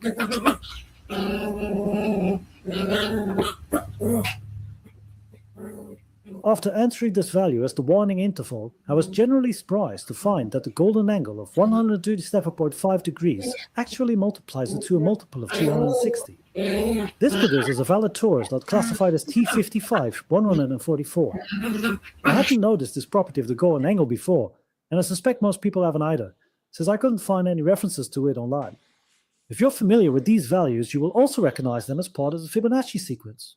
When we realized that Born is the greatest school divisor of any 3 consecutive Fibonacci numbers, it makes sense that we could take any of these pairs to create a torus knot.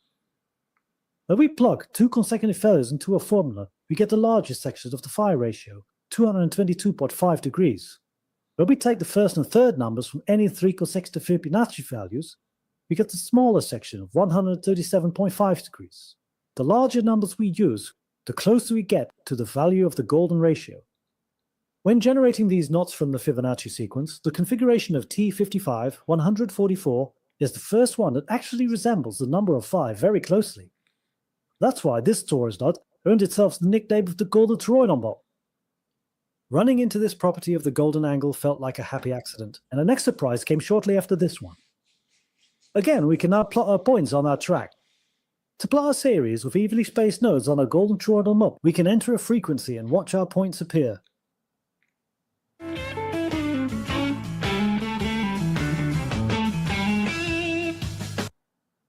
Hey, so before I forget on this, Victor, remember before when I was talking about the 0.666 and the 1.44?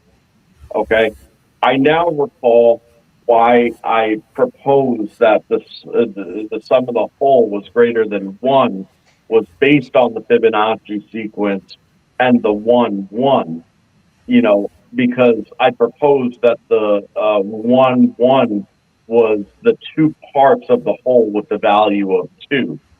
That's what I proposed about Fibonacci. So, just to add some context to what I had said earlier about that relationship. Well, what you were saying about prime numbers, did you notice how this guy said as long as they're mostly prime? Yep. Mm-hmm. So, I just figured this is a perfect segue into this. We can actually see a wide array of patterns spontaneously appearing. And not just any patterns. By adjusting a single value, you're apparently generating a massive range of torus knots, torus legs, and knots right onto a golden toroidal knot. So see, he's made one torus, the golden torus knot, but then changes the frequency on it, and the fields generate these patterns. And he shows that picture of that coil, and all the lines in it are parallel. There are no crossing overs. Right. Because when you cross over, you create vortexes. If you create vortexes that bleed, That's why I don't believe what Malcolm Bendel's doing with the coil. I think he's got something else in mind he's trying to discover, and it's not what he said. But that's my theory. Let's finish this anyway. One coil, changing the frequency. To be honest, this just blew me away. When we pan over a range of frequency values, we can witness a mesmerizing dance of patterns appearing and disintegrating. So this is the moment where I say, nice. Because with this, we could create very complex animations just by doing a bit of frequency modulation. Next, what started to catch my attention is that a lot of these Vogelfine patterns appear at familiar values, like 330, 440, 432, 618, and more. I say familiar values because many of these numbers actually correspond with the frequencies we use to tune our musical instruments to. 440, for example, is what contemporary musicians know as the standard constant pitch A, only half this frequency to 220. We double it to 880. We can see a clear continuity in the pattern that's being generated. This half-figure doubling is one of the most fundamental harmonic intervals of music, the octave. We can also see that there are many patterns being generated at key intervals in between these values. Now we can ask ourselves if this could be a relatively simple, visual way to represent fundamental frequencies in their musical intervals. To find that out, you have to dig a little bit deeper. As you may have heard, Latin music is based on a system of 8 tones with 5 semitones in between them. But it's important to understand that these tones don't correspond to fixed frequencies. Instead, they represent intervals. More specifically, the ratios between the frequencies. To get actual values in hertz, we need a reference pitch, the starting point.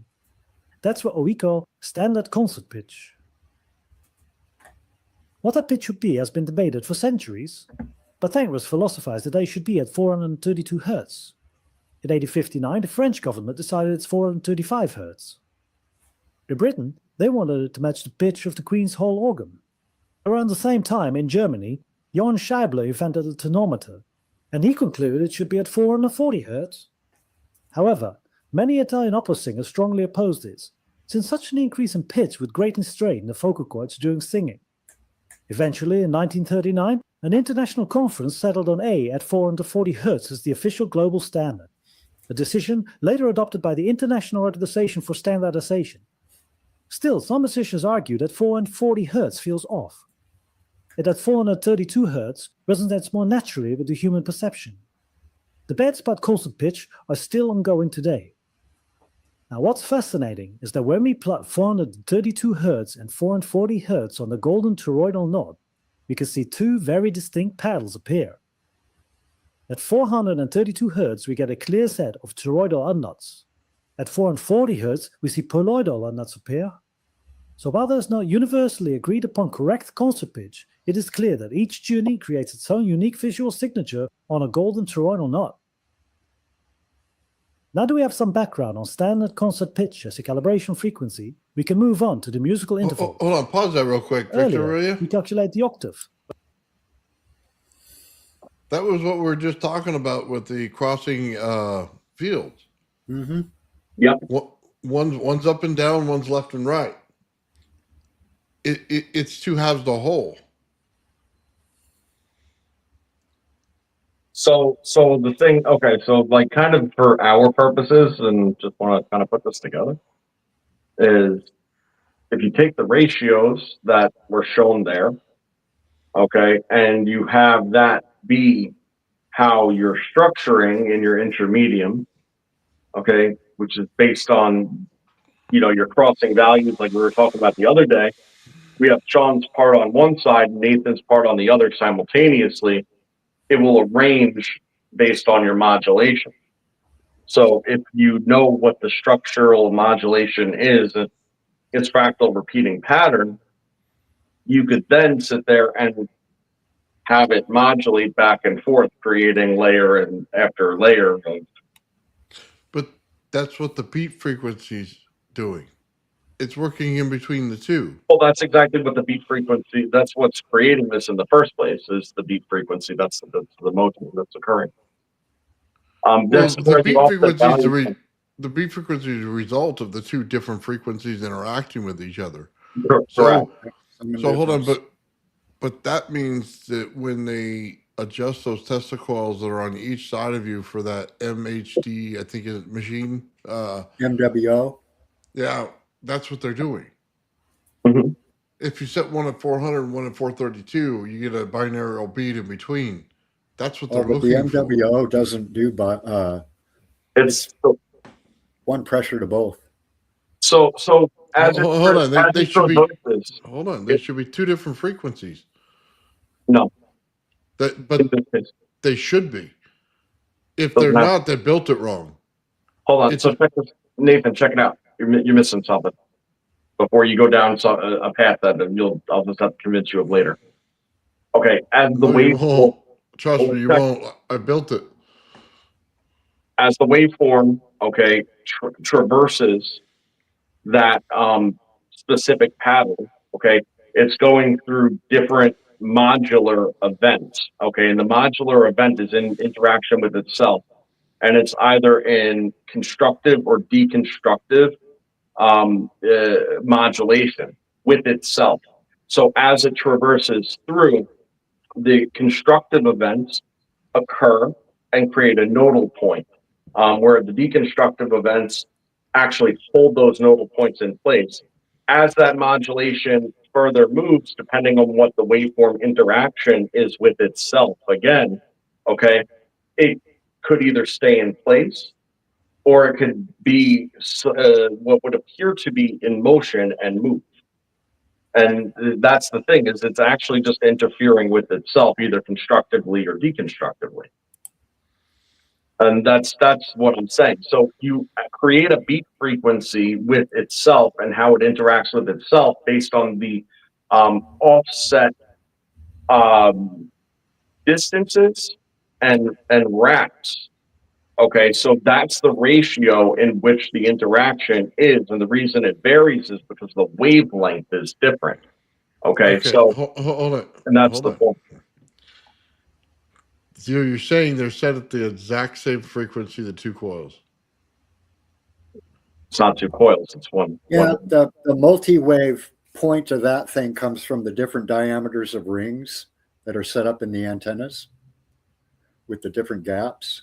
Which is a different frequency. Supposedly, yeah.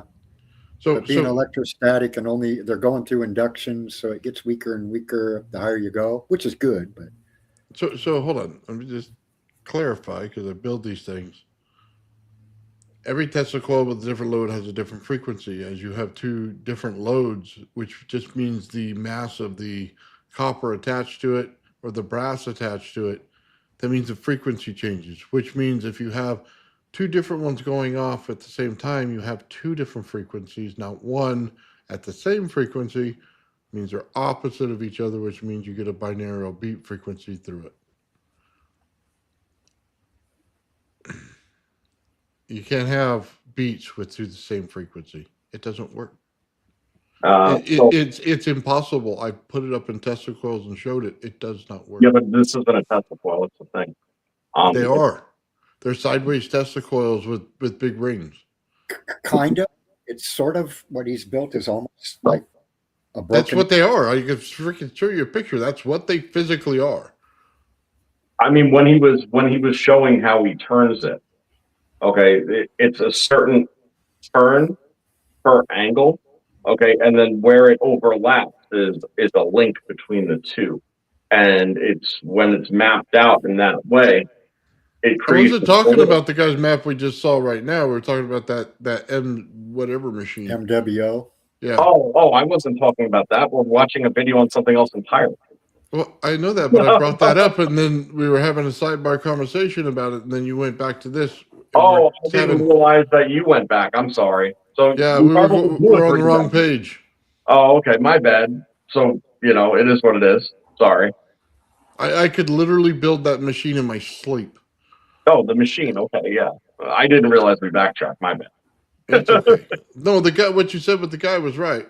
Yeah, they're opposite of each I don't other. understand what you're saying. I was like, it's all interference. I was like, no, but they tie in together because they're opposite of each other in that the frequency's off by just enough that it creates the beat. Yeah. Well, there's I could do this in light bulbs all day long. I can put beat frequencies in light bulbs all day long. You can stand in between them, get the binary beats in your body. If I can lower the frequency of it, it's really going to wreak some havoc. But what I was saying all along is I wanted you to show Victor what we were discussing the other day on the live, because I don't think he saw it, with the layer structuring, because that's exactly what we're dealing with. And I wanted to see that this is actually occurring. Okay, real quick. Energy side. All right. I don't know that we could play the whole video without getting in trouble. Anyway, could we get the link to it so that we can drop it in the description for everybody to watch it on their own?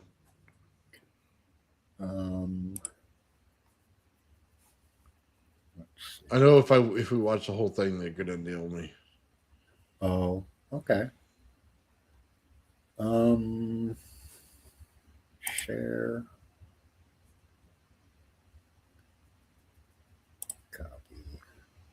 And I can paste that in here in chat, right? Yeah, you should put it in the private chat or regular chat. I don't see the. There it is in my private chat. There you go. I'll put it up right now. Yeah, I don't know. The guy's work, I just found it stunning. Yeah. The potential there for, field mixing and everything. It just seemed to be a different, it seemed to be an evolution of the coil. Well, he mapped it. This is what he's doing. He's mapping the coil. And he just finished. He started this work in 2024, but he just finished some of it and posted that like 5-6 days ago. That's awesome. I'm in love with it, and I see immediate use for it. Immediate. Oh, yeah. I like the one at 432 with the 3 rings. Yes. I remember seeing an old movie, Metropolis, and they make this robotic woman, and then she's surrounded by rings with lights going around her like that and becomes alive. The AI is real, and the movie continues. But yeah, they animate her with moving fields like that with rings of different sizes. Yeah. And Tesla's first tower, Wardenclyffe, had the big rings in the donut structure. I don't know. Oh, and by the way, that whole entire tower at Wardenclyffe, I'd mapped it out. The entire thing is structured the way that you would probably expect geometrically. It's a non-structural tower. It was. Just to let you know, DK Diker is building the top of it right now. He's already built 2 versions of it, and he's working on finalizing to get the frequencies out of it. If you want the full thing of what he got out of it, you have to go beam by beam, angle by angle, and proportion, because all of every single beam that crossed for the very reason it was in a cog lens that just wrapped around the entire thing. And it was in a proportionally decreasing sizes, to match the proportions of the tower. So nothing that he did with that tower was a mistake, or just because it needed to stand and withstand wind or something. He did it so it literally structured the energy in that fashion from the get-go. Nice. Yeah, that's something I've been noticing is angle when it comes to fields is important to building isopotentials. Yeah, I did not know that just a simple change of one magnet next to the other could make your lobes totally different. I think this is where people get lost with this, the spiral mathematics and just how the vectoring chart goes, because you got to realize that if there's 9 points on it, like I was saying, or even 10 if you add that 4.5, right? Everything is a plot around the circle of 360 degrees, meaning that every time you go from one number to another, it represents a specific angle. Those angles are directly correlate and double until they half. And that's, you have to realize that this is why it's the goods are there. Like, it's the proportions. Hold on. We should get together on this with Robert and he can map it out with us. Robert does a whole bunch of stuff on the computer and how do I say, animation and everything like that, and he's really good with numbers and stuff like that for formulas. I've got something for him then. And then he's designing the thing for the gravity flyer to put the sensors on it and everything to compute all the data that comes out of it. But the reason I say it in this is because of the angle of the magnetics could be mirrors in the way that they're done. So it would be good to map that out completely and see where it brings you, because then it would change a lot of theories and stuff.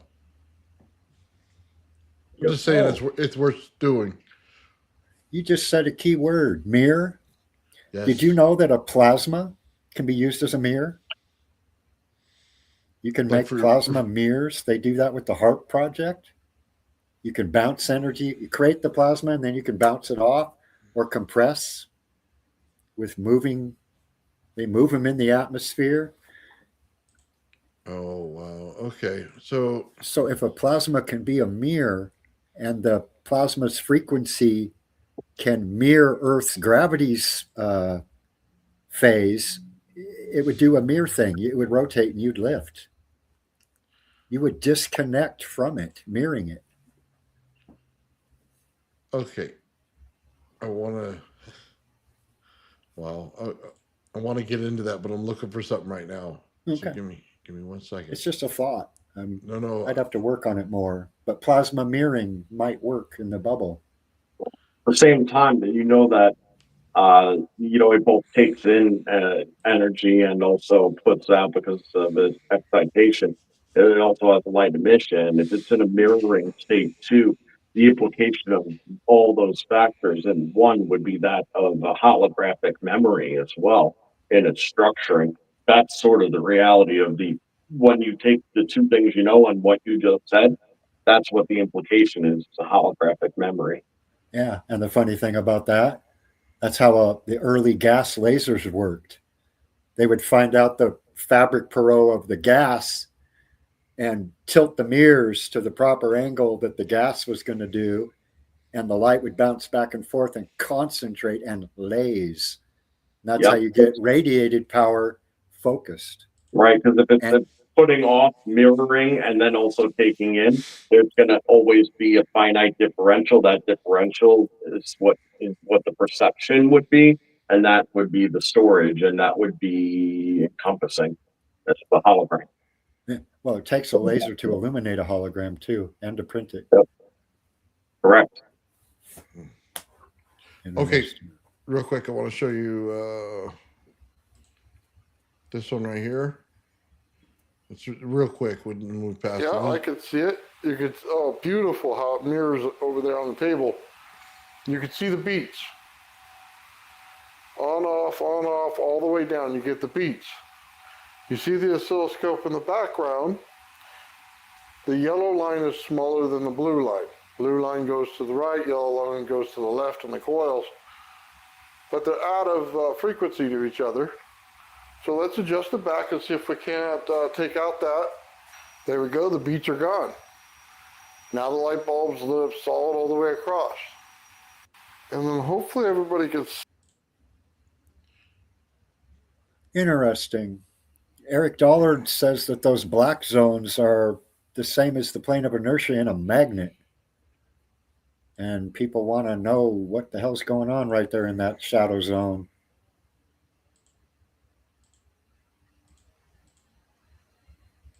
Oh man, I got that going in the background. Sorry, I don't know if you guys heard it again. He said the black lines are what? Well, when he was lighting up tubes like that, he says that black zone is the plane of inertia, the same as the center or the equator of any magnetic system. There's that blocked wall. Okay. You can't get through the center, and even if you break it, you just get two more magnets with two new block walls. Mm-hmm. The plane of inertia, the galaxies have it too. He says that black zone is the plane of inertia. He calls it counter space. Even Fractal Woman talks about counter space. It's like the black zone in the fractals where nothing is or nothing perceptive. It's the node. It's acting as an event horizon, the same as the sheet Magnetically, yeah. the torsion zones.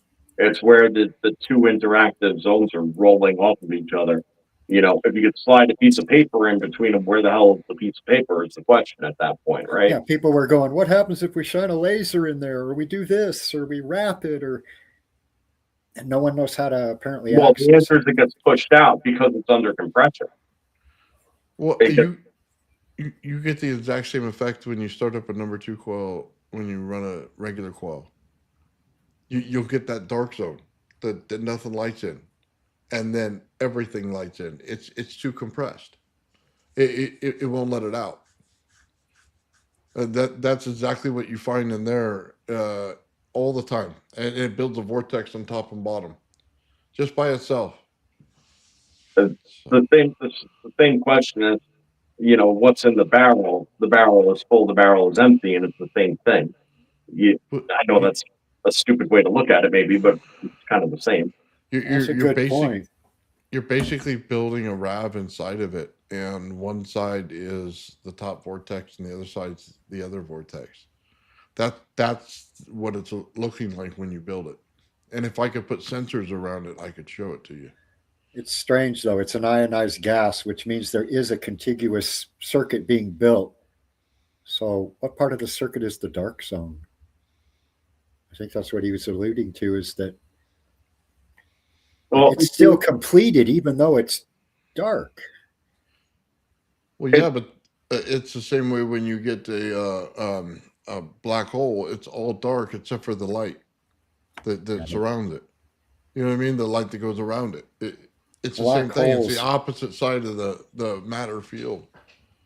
Yeah, a black hole requires a lot of mass. I'm sorry, go ahead. You mean like optical black hole? Because a black hole itself would take too much mass. Oh, well, yeah. But an optical black hole caused by like something rotating, and then all of a sudden the light gets trapped and you can't see no more. That's a black hole too. But it's called an optical black hole. It's not really gravitational. Right. It's probably an optical black hole. Because we're not in any kind of gravitational state. Eric's right like, that's null space. That's counter space. He says we can't even fathom that. Now I think that's where fractal dimensions come in. We could show it. I don't disagree that the fathoming what it is part, you know, but that's because again, it has to do with the Planck scale at that point and the compression and exactly how much compression is going in there. And I've tried to say this 100 different ways, but I always say if you have no frequency or you have such a high frequency that the nodes and antinodes, you know, cease to have space between them, where you just have a black bar, there's no difference. It's a flat line, right? So what's the difference at that point? And I think that that's the exact part that crosses over, you know, and that transition zone compression. That could be, because I know in my radio work, I can take my SDR radio and go all the way down to 0 frequency. That's actually called DC. DC has no frequency, whereas AC does. Well, oh my God, could you have a DC phase in an AC gas? No. Oh, I can answer that for you.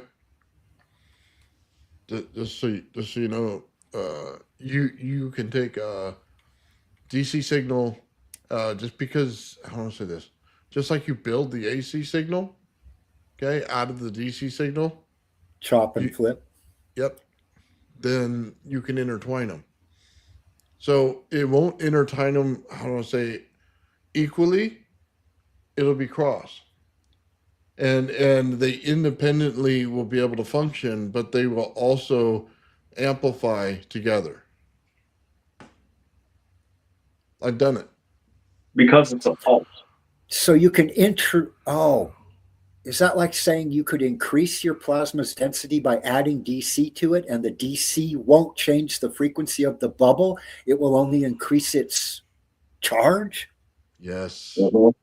So That's it's an exactly AC carrier wave with a DC signal on two different plane phased antennas.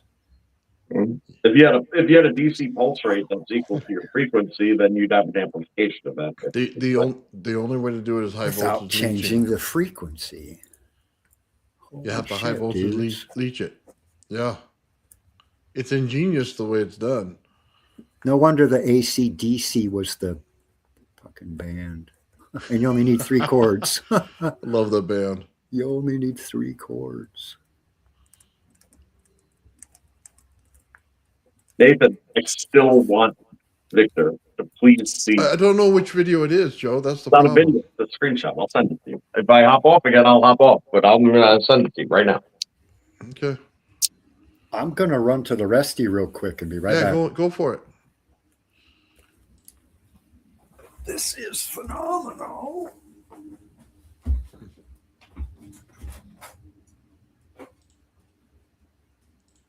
Yeah, I'll show this real quick for people who haven't seen it yet.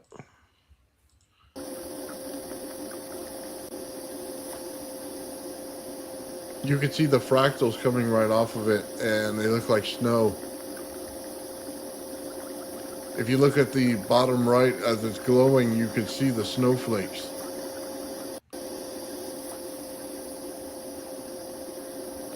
I think it's the bottom left. Yeah, the bottom left right there.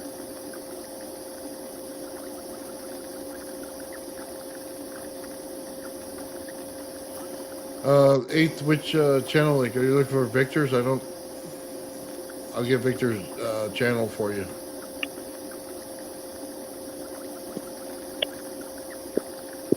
Oh, that's the one you want, Joe? Yeah, right. So we can see this structure, yeah. Okay. On the other side. So, but maybe while he's gone, did you get that other thing I sent you by chance? Okay, this is the one you wanted? Right, that's the video, but I sent you the zoomed in picture of that structuring. Yes, I have that. Yeah, and then I Okay, sent sure, you bud. pictures of eyes. Did you see that? Yes, I got pictures of eyes. All right, Okay. let's show the pictures of eyes while Victor's taking care of what he got. All right, so I wanted to share this because I stumbled across it the other day, and I thought it was really, really interesting, right? So I came across this artwork done of the beginning of the 1900s, and it's actually a pretty famous artwork done by a lunatic, all right, who swears that he saw 10,000 images of creation, reality, and the rise and fall of man and all that we accomplish. And this again was his most famous work that was called My Eyes in the Time of Apparition. Okay. And it's got 2 different pupils. And the way that he explained it was, he was representing what his eyes saw and reflected at the the glory of the end time. But the end doesn't necessarily mean like the end of the world, even though he was describing it that way. He was basically saying like that it would be like the paradigm shift. Okay, now if we zoom into the eyes, which I sent Nathan 2 other pictures that are zoomed into each eye. All right, we have one eye, solid black with a caduceus double helix around it. And then you could see that there's ever so slight black emission from it. Okay, so ever so slight line, black emission, just like a black sun, right? And if you look at the other eye, you'll see it is a rav with a cross. And again, I don't know that any of this is all too dissimilar to the things that we are creating and seeing. And I just thought that it was, again, it was from a lunatic who claims to have witnessed the truth of reality. You know what we should do, Joe? Take these along with the picture of Christ that shows it with the fractal and everything, and put it together with the lights that we're seeing from these ravs and stuff. Mhm. So everybody understands what we're saying, because all of them, I've seen all of them, You've every last one of them. right. We've seen both, and we've seen the structuring with the black light coming out. We've seen the orange gold light. In fact, like I want to give a shout out and big props to Deadfish for his part 2 documentary, I suppose, right? If you want to call it that. Great, worth watching, but definitely even expands further onto just like what it is. And the way that the people describe that orange gold, is something that if you've seen Rav, you've seen, like, because there's nothing else that creates that. It's very, very almost impossible to describe, because it's like a very specific color. Oh yeah. Yeah. If you've never seen it like this, you would never think it was light, because the light is actually black. I mean, it is not Well, black sometimes behind it's it. black. It's light that's black. Yeah. So right, sometimes it's black, and I've seen that absolutely, but sometimes it puts off that gold shimmer. That's Oh like yeah. it's orange, it's like kind of yellow, but like it Gotta looks drop off like the actual log. metallic gold. Hmm. And it's no different than what you see depicted dogmatically when they have the halos behind the head with the rays coming up and stuff like that. It's exactly sort of the same, but like it's something else. So you got to see it to believe it, really. Hmm. I don't know, but there it is in that one eye. So there were Sorry about two things that person saw, right, at that time of paradigm shift, and that they're both the things that we see every day in what we're doing. So yeah, Victor. So this is what I was talking about, right? So we saw Sean's experiments, which structure the cold atomic mass, like the low energy state. This is the structuring of the high energy state. So if you look at not the RAV, but underneath it, Okay, what does RAB stand for? it stands for oh my god, Resonant Re- arc re- vortex. yeah, Okay, resonant okay, vortex. okay. Yeah, So it's a self-made acronym. Then that's cool. That's why I didn't yeah, get it. yeah. Didn't know if you were had been following along or not. I was watching some of it. That's what made me go dig out the cold electron. I knew I had a schematic. Like I say, I've been building and sharing shit since I saw that movie, Explorers. I've been saving shit for when I retired, and so So you see how it structures out. he's using. This is just the flyback, right? Yeah. The AC flyback. Yeah, I've got to find your video on flybacks to help explain how I wire up the one I have, whether I need to short out the bottom electrodes and just go with 2, or It's I'll have to just show it to you someday. yeah. Do you see how that's structuring out though? You see how it's 5 points and then surrounded by 4. So it's creating a cube and then the points at the end. Oh, in the purple hue? Yeah, in the green. Show the blown up image, Nathan. Is that where it's grounding to, or is that optical? Hold on. So I just got to put this out there what it is. There's 2 things that go on. Anytime that this RAV puts out light and it hits a particle in the air, a small little object, a piece of clay, anything like that, it forms that structure first. If it hits a cathode, it forms that structure first.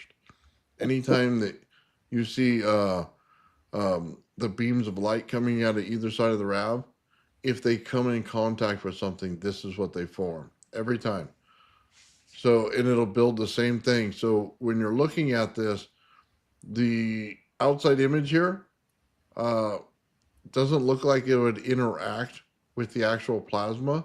But what Right. you'll see is it'll actually become the plasma. So it's going to short out. Sometimes it just eats it up.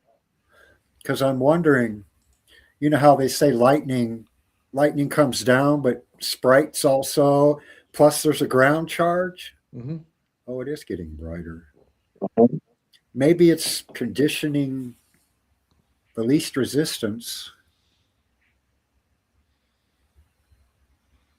Well, so I mean, we have our theories on what it is, and what I propose it is, and I think what we're sort of in agreement at this point is that we're able to pick up by the lens flare of the camera, the Yeah. angular interaction, the high energy state. So we're able to see some of the low energy state on the cathode side of this, and that is the atomic structuring. That is actually the dendritic um, latticing that we're seeing. Okay. Now, on the other side of the interaction, considering that the RAV is the ball, the plasma ball, right? It's acting as the intermedium. Okay, so it's actually keeping the high and low energy states separate in proportion, but also allowing them to exchange. All right, if that's what you consider that to be, this lens effect situation that you're seeing is actually our visualization of a four-dimensional or higher high energy state that exists that actually is in direct relationship with the plasma ball, the RAV itself. Okay, so Is this before distilled water was put on it? This is after. After he put water? Yes. And Some of is them he that doesn't. all lens flare, or is there something there, an anode that's In this particular picture, I believe there's an anode in there. and it's going towards it? Because like he showed, he had little little ultraviolet, but a whole lot of the infrared. And since that's square and magnetism follows the iron 90-degree body centered or face centered, so it's going to be cubic. it's worth telling you that that thing is not fixed in place. Okay, it's subject to I don't think this is a cathode. I don't think the we're looking at the perspective. cathode on We're this. not looking at the cathode. No, that's material. That's the intermedium. If he moves, does the purple lens flare move? Yes. Okay, could be reflection off the micro sensor in the camera, but that's But here's the thing. to not overpower it. That's pretty. So watch this. Watch the RAV. Okay. And then I just want you to watch the size of it as it comes closer to it. This is why it can't be a lens flare. They don't interact this way with energy in just lenses. So you see how it gets bigger as the center of the other one gets brighter. Yeah, and I see that big red ring. Right. Well, okay, we're just looking at the two right now. And then you see as we move it closer, it gets brighter again, right? Until they merge and you see how big it gets. There's an energy transfer going on here between the two. Yeah, and that red line shows it's in the infrared. That curve over the top. So it's yeah, it's like a beat works. So it's pulling out of one to build to the other. And then it does the same backwards. Or wait, is that red line in back a wire? Because it got brighter as it can't be a wire. Yeah, that red line in back is not, it's physical, it's there. Oh, it is? Yeah. Okay, because it got brighter. I'm going, wait, is that a emission band? Well, it gets lighter because the RAV keeps the light contained. So there's a disproportionate light emission to its environment than what you observe from the RAB itself. Oh, wild. Yeah, it's under a state of compression. It's being held in. And under a lot of other circumstances, and all this stuff is repeatable, by the way, Victor. So under other circumstances and other configurations, it'll throw off transaxial light emission, you know, on a plane.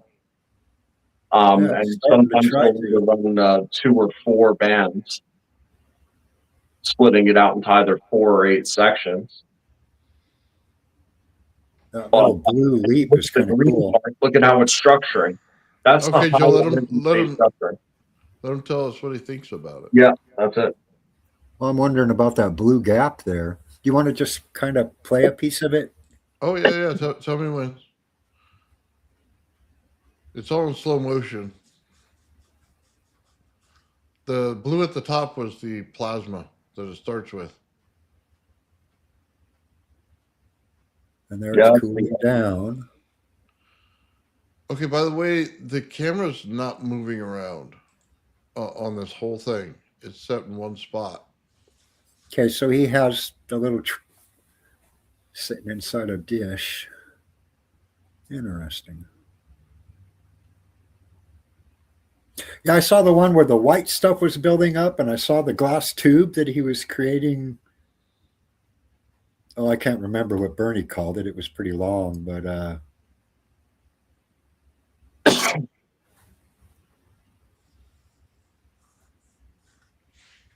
weird.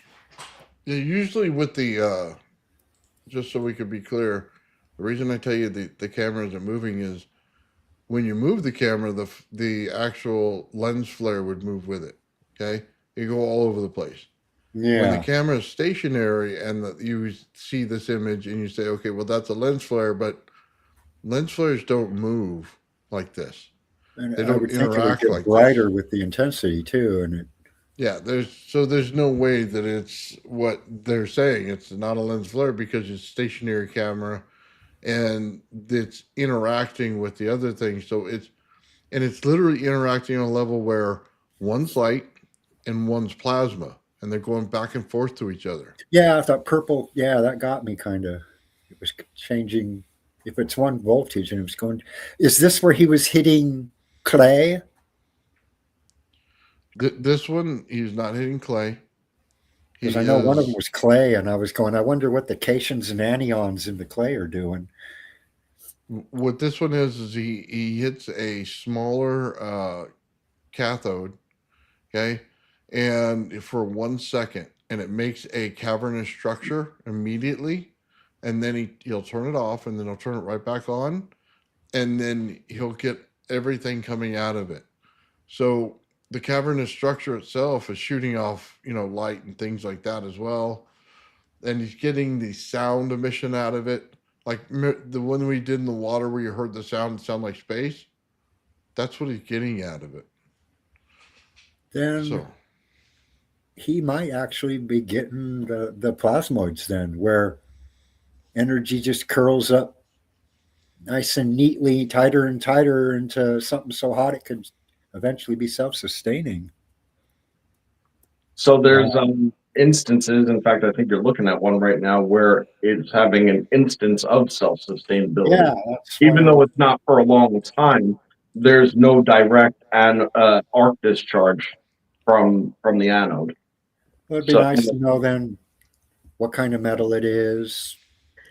We have a lot of information we can share with you. I mean, I think the purpose of being 2.5 hours. Time for me to come in for a second. And self-sustaining hydrogen plasma orb, I've created that and shown it, and will create it again, strictly through extreme catalytic reaction triggering in a galvanic electrolysis reaction.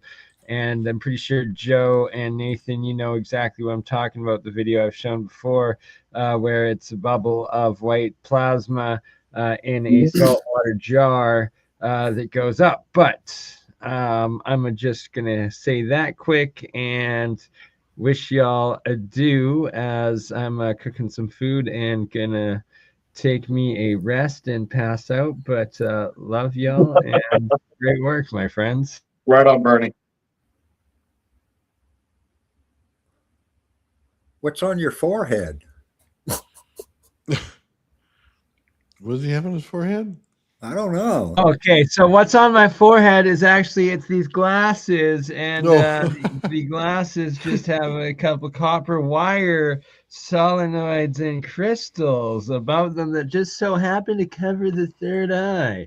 I was given them yesterday, but it's yeah, there you go. I can see That's pretty cool, actually. what's going on there. Yes, yes. On that note, just love y'all and continue doing what you're doing, and we'll talk to you again soon. Thanks, Bernie. Catch you later, buddy. Yeah, I've got some papers I'd like to send to him. I got a bunch of documents on sonoluminescence and its requirements and stuff they discovered about shapes of the container. And ooh, That's the crystal structure it gets. after electrifying? Yeah. Well, if it's blue, there's definitely some copper chloride or something there. Or wait, is that on a gold ring? No, No, it's not. that's just lighting again. That's interesting. He says Yeah, that I'd really love to catch you up on this. And I think if we caught you up on this, we'd have a very, very interesting episode to follow. Yeah, because with that new idea that I've been thinking if infrared is more magnetic than light and sound, like I've always said, our tablets should be able to emit light and sound and heal us. well, here's part of it. I mean, we're putting all the pieces together finally. Oh, and on that other one, that guy Made by Swim, Mm-hmm. that's his website, madebyswim.com. He links to some people that are doing some artwork. And that one that we saw spinning, Mm-hmm. the guy makes artwork, then spins it and uses a strobe light. And you see all the moving and wiggling. Okay. And when I saw that, I was going, oh my God. Is the Egyptian pine cone a set of strobe lights that makes noise and mesmerizes a person so that they'll affecting the pineal? Oh, I was watching because it, of the eyeball. Because Yeah. of what's in the eyeball. Yeah, absolutely. I saw a video on that. and so I was wondering if the Egyptian pine cone isn't some kind of emitter, not just a shape, but maybe it had light and sound too. Oh, that would be interesting. Yes. Well, if you watched Dead Fish's documentary recently, I think the huge focus was on this basically upside down pyramid situation. It's upside down pyramid. It's a cone, or it's a triangle that's upside down. The point is that the entire geometry of what it is, and it makes sense, right? Because what we know, it's all the same. How many times am I going to say? Yeah, What but does the point represent? A concentrated state. So it's the other, diffuse state, inverse, right? High potential, low potential, concentrated state, low potential state. Male, female, back then. Male, female, diffuse, and focus. Okay, but hold on. If you take a disco ball and you're putting light on it, LASIK's almost the same thing. They're basically taking lights and putting into your eyeball in order to change your vision. But Colored then there's lights can receptors further hypnotize. in your eyeball that do more, that give you vitamin D, give you other things into your body. So what you're saying makes perfect sense. If you get into the correct light spectrums, you may be able to do some changes in there in a different way. I can't go into that field, but that's very interesting. Yeah. I'll have to go watch your videos, I guess, on that number patterns. And Well, I mean, it's like I said, I think I don't have. yeah. I think we just linked up, one time, for an hour and a half or something like that. I mean, bring you right up to speed with everything we've discussed over the last year, you know, and have done. And then the next time you come on, you're going to be like, wow, and it'd be I've been awesome. trying to catch up with everybody, but it seems things sort of fragmented, and so I've been watching each person's videos lately and going, well, I can use that and help here and Yeah, it seems that everybody's kind of circling around the same answers, doesn't it? Like as we go to everybody's site, they're kind of figuring out kind of the same thing and getting closer and closer to, you know, where everything is. I think we're actually getting really close to seeing everything there is. You know what I mean in that RAV, and it's exciting. You know, we're seeing the fields that we can't see in the gravity flyer. We can set up sensor arrays just like in the RAV, like Sean did with the harp, the photon harp that he built. We can set those up just around the gravity flyer, and we can see the actual fields of where they're actually going, which is going to be exciting. We got computer programs that are going to be able to put out real time data on everything, how close the fields are, how much pressure there is in there, all of it. So I think it's going to help both projects when we get that program going because the RAV will increase in energy as well when we do it. So it'll go back and forth to give us all the data we need on everything that's going on there. And we're going to learn a ton about plasma fields, plasmoids, ball lightning, all of it. There's no getting around it. Well, without a doubt, if you're able to, efficiently, with the RAV, we already know that it's separating and it's acting as Maxwell's demon, so to speak, right? Well, if you're able to create the modulation like we discussed today, Victor showed us, right? And you're able to create those different patterns at that point, you could structure anything the way you want, and then the energy is yours because it's in a non-resistant state. And what you're going to get out is going to be open and abundant because it's just moving in that pattern that allows you to extract it for extra energy too. Free and clear. That's realistically what it's suggesting, and that's without the transmutive element of it. Because it's like I've said all along. I believe that once you have one, you pretty much have it all. It's just a matter of controlling it. yeah. Well, Yeah. you don't want it if you want it for propulsion or if you want it for anti gravity. You don't want the crystalline effect. Right. Yeah, that's all for transmutation for something I you agree. may want to build for like I want to say like a diamond that can hold in energy is what you would use that for.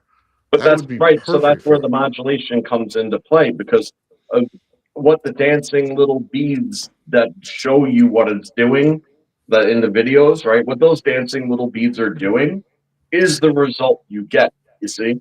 So if it's accelerating and then blowing out the back, you know that that's creating a different differential and you have your propulsion. If it's going from a dense and compressed state to a quick diffuse state in an isolated area, well, that's propulsion. Yeah, Yeah. but you'd have to arrange the structure geometry wise to get it to go into propulsion. Like That's where the field is being modulated. That one coil can modulate the field with different patterns. Exactly. And then, like Victor said earlier, realistically, it's just a matter of like an axial tilt at that point. If you throw the axis off ever so slightly, well, it automatically corrects gyroscopically because that's what it does. It'll It go needs to stay in the stable ball. So if you throw the symmetry of the axis off, well, then you got your movement. Same, and so it's kind of it. Yeah, once you're free from gravity, a gyroscope is your propulsion. Yeah. It's just a matter of lean. It's like a motorcycle. I love it. All right, guys. It's about 2.5 hours, almost 3. I know it feels like not very long at all. Um, you guys want to call it for the day? Victor, you want to come back another time? We'll do this again. Yeah, I'm finding that I can get on here and it's not so cold like the shop because my shop mostly has been like 40 degrees every day. So things are moving quite slow there, like molasses. Yeah, I'll come back. I can do it right in here, I guess, and worked out pretty good. Yeah, I right don't know on if you it. guys heard the dog and all, but Oh yeah, we heard dog. okay. It's all good. Um, I'd ask you too if you wanted to come on and just do a thing where we can evaluate some of the pictures we get out of the RAV and stuff like that on the other channel. It'd be totally awesome. Yeah, I mean, we wouldn't have to live stream it; we just do a regular videos on it. Yeah, or live, I don't care. Yeah, there's a few ideas I've been toying with too. I got a presentation I was thinking of showing that equalities in the math, but I was debating go to your geometry channel for that or not, or just the regular share with everybody. I don't know. Well, it's however you want to do it. If you want to do a presentation, by all means, we could do it. On the big channel. And Okay. if you just want to talk, just some geometry stuff like that, or whatever you want to, you know what I mean? Just hang out with us. Yeah, I want to check out that number thing he's doing with the 13 too, Yeah. Right on. because that is totally lunar. So, and that Yeah. is golden ratio then compared to the Earth. There's a lot of stuff that I found in that I'd love to share with you. Just to go into it though is a whole like that's what we'd be doing. Nothing else, because Somebody, It's a trick when it comes to numbers and patterns. There's so many things, and whether or not they connect, it's hard to know. I just want to address this real quick. You can't hear sound in the vacuum of space. That's not true. Yeah, as I understand it, some kids and high school students in Tennessee discovered that ultrasound can travel in the vacuum, and they actually built a kind of a curled whistle, like you see the Egyptians holding this rounded tube and shit. They made this tube when you blow through it, the sound travels in such a way that it's faster than light. Not That- just And I that. was It's like, just that's that's the crazy, point. but I So, could see it. the thing about sound, right, that they'll accept is that sound it moves through medium based on density, right? So the more dense something is, then the faster it actually travels, up to beyond and infinitely beyond the speed of light. Now, what have I been saying about this damn barrel? Man, this barrel keeps on coming up. Well, it's full or it's empty. If it's full, it's the densest anything could possibly be. And if it's empty, it's as full as it could possibly be. It's as dense as it could possibly be of just okay. the inverse thing. So when you suck it all out, it doesn't go through nothing. It goes through everything. How fast? Instantly, because it's a chain tied to a pickup truck in New York, with no flex whatsoever, and somebody down in Miami holding on to the other side. It moves an inch. Well, the person moves an inch. How fast? Immediately. Okay. That's it. I just want to address this question in the chat. So I just want to make sure they're clear on this. No one can hear you scream in space. Well, you'll be dead if you open your mouth in space, number one. Number two, you're not high enough in sound. Okay? Right. Show me the video in a vacuum. As soon as you see the videos of the satellite by the sun and you can hear the sun whistling all day, that is sound. As soon as you go right outside of Earth, you can hear all the sounds from the Earth itself. There's 100% sound in space. Okay. It depends on what the amplitude of that sound is. Okay. Saying that there's no sound in space would be an incorrect way of doing it. I've seen vacuum chamber experiments where they put sound in there and on the outside they can't hear it, but you're not on the inside with it, are you? See, there's a difference there. It matters where you are and the sound is. Okay. You have a medium in between you and the vacuum chamber on the inside versus the outside. gives you a different understanding of the sound. You couldn't hear it if you're standing outside, but if you're in that vacuum chamber, you could. Well, sound is a waveform. So whenever you send a signal, well, what is that? It's a waveform.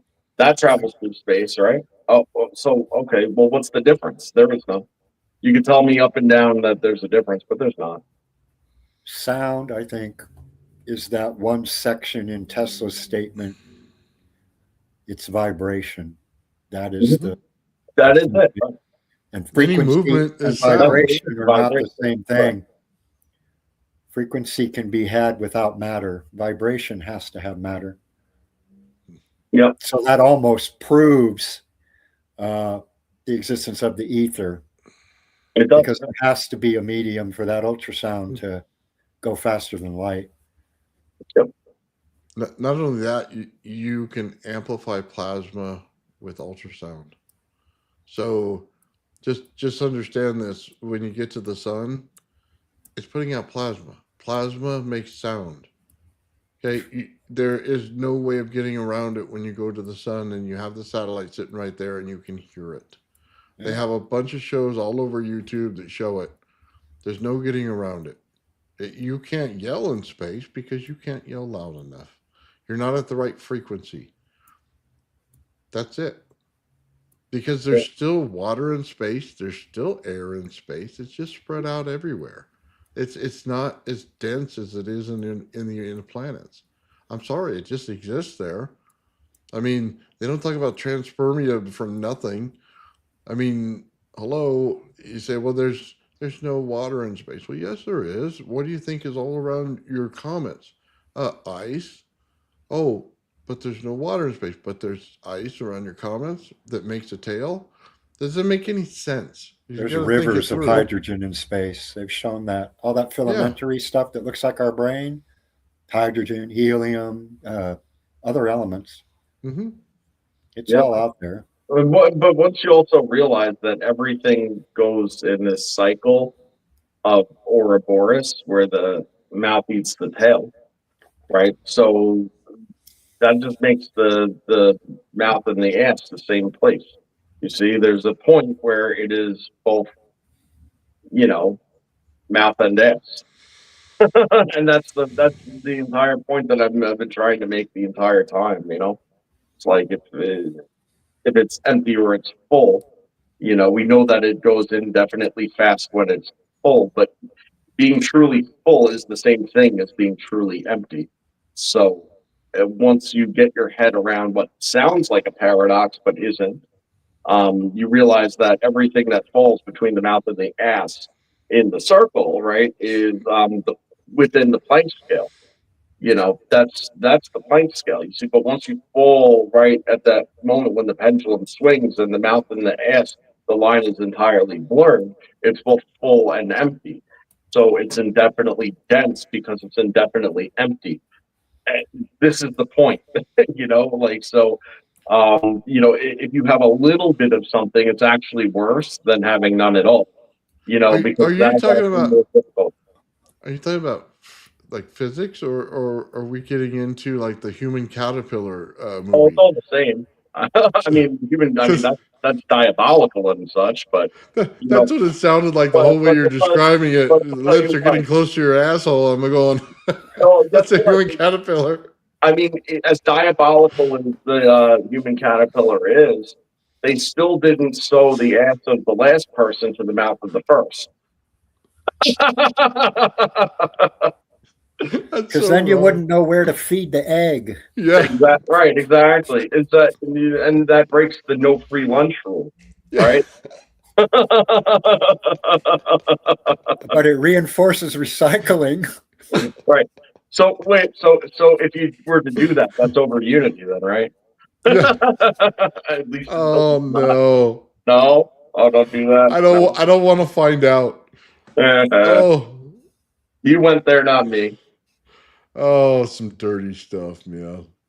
Yeah. But I mean that's sort of the deal. There's that line that exists where on this side is one thing and on that side is the polar opposite, but that line exists.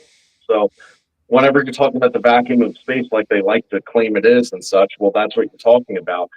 And so if it's totally empty, guess what? It's totally full. Lots of sound. How fast? Instant. Because that's how that works. Yeah. Oh, well, I saw an article that said gravity and light both travel at the speed of light, but they don't both reach the destination at the same time. One's probably pulling on the other, I'd have to say. Sounds familiar, doesn't it? Parallel exchanges till they cross. Yeah, I don't know how to look at that one. I'd have to go watch it again and I Uh, don't know either. yeah, I don't know. We'll have to talk about that another time. That sounds really prolific. what makes the speed of light something like a limit imposed on us, but that's not real. Nope, not really. It's only imposed on us. Mm. Oh, there you go. Yeah, I don't know. I don't think that statement's 100% putting it all out there. It's like the speed of light refracts off of an object, creating a photon. Would make more sense the way you say it instead of just the speed of light, because the speed of light makes no sense whatsoever on its own. So, I mean, light gets in different spectrums. You can create it in the hertz, kilohertz, megahertz. You know what I mean? So that it doesn't make any sense, but the speed in which it refracts off the object next to it and creates the photon from it or explodes with light makes sense. So it depends how you look at the speed of light. Yep.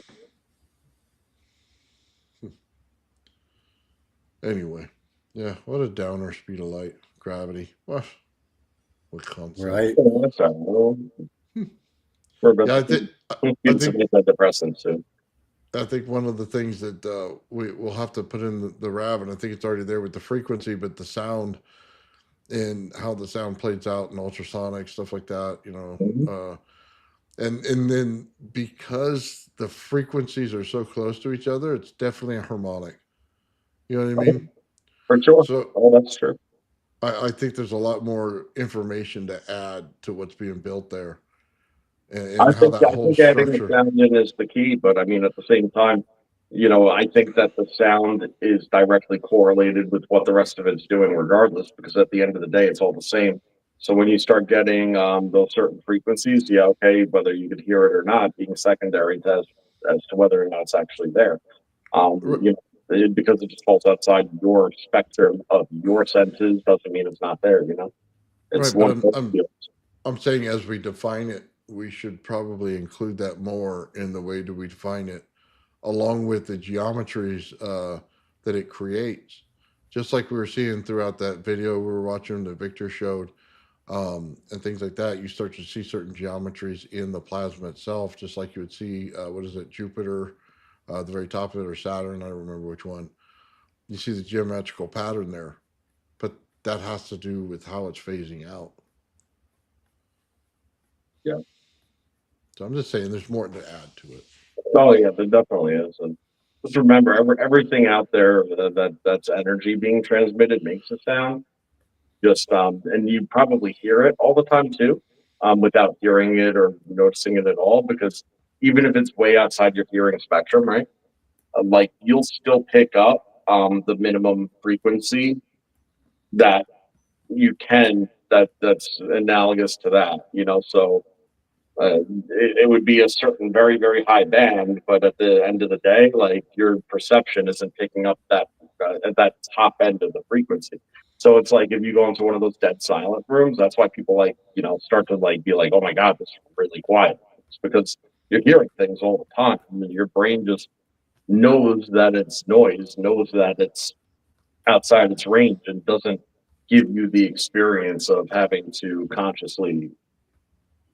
I heard they would give you $1 million if you can sit in there for an hour. Let me tell you, how about In you a sensory double it? deprivation room? Yeah. Well, it's not just a sensory deprivation like tank.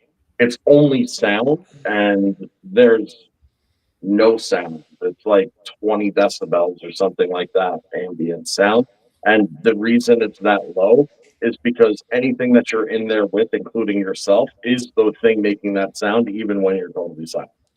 Dude, like I said, sign me up. If that's true, I would like the $1 million, and I would double it for 2 hours. So I could do it all day. I don't hear much anyway. Yeah, So, listen to my heartbeat for $1 million. I'll do that. yeah. Yep. I Well, heard you could hear that you could literally hear the blood swishing in your skull. well, yeah, but think about it. If you take the time before it to count how many heartbeats you have before each minute passes or each hour passes, it would be easy to calculate, you know what I mean, the time as you go by. You can count it. I mean, just use your fingers and toes if you wanted to and just count the time. I'm And not saying it's not possible. it keeps you sane, though, is what I'm saying. It keeps you sane. I'd just go to sleep, and then there'd be all sorts of noise for my snoring. Well, you wouldn't get the money if you went to sleep. That would suck. Well, I could tell you what, it would help your meditation because now you can take your lungs and your heart and get them in a rhythm. That's true. Oh, they're probably seeing if people can last long enough without their devices. Oh, I don't think they can. How quickly did they start fidgeting? Oh, my kids would be out of that room in less than 5 minutes. I'd be like, I'm out of here, dude. No chance. Yep. So.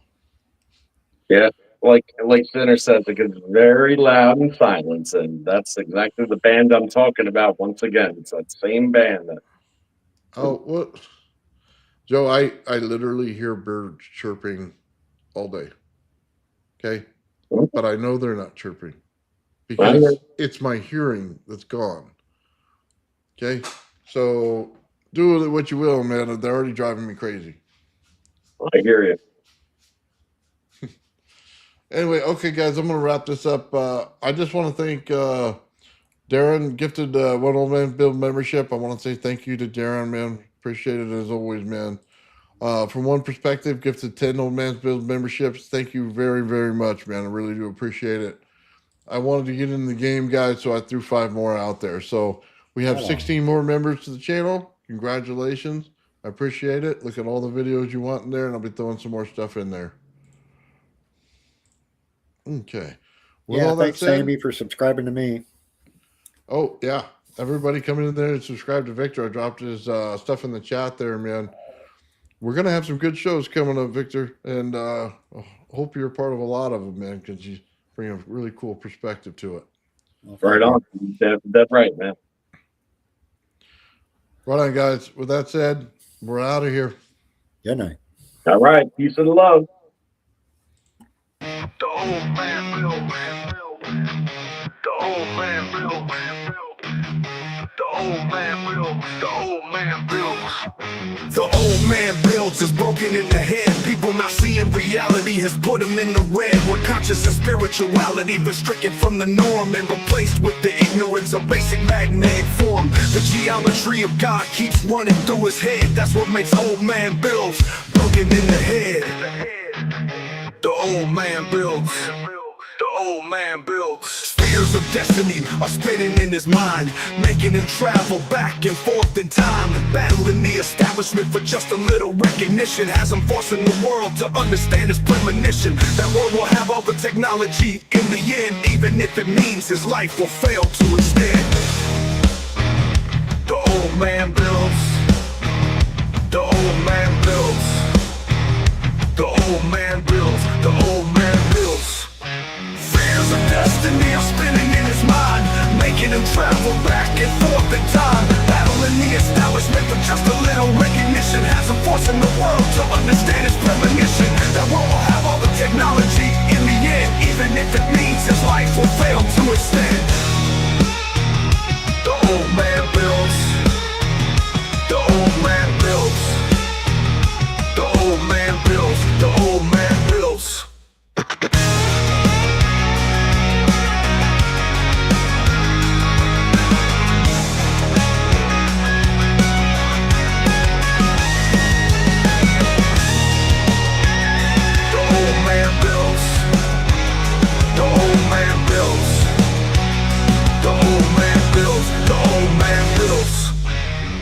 Fears of destiny are spinning in his mind, making him travel back and forth in time. battling the establishment for just a little recognition. Has him forcing the world to understand his premonition. That world will have all the technology in the end, even if it means his life will fail to extend. The old man builds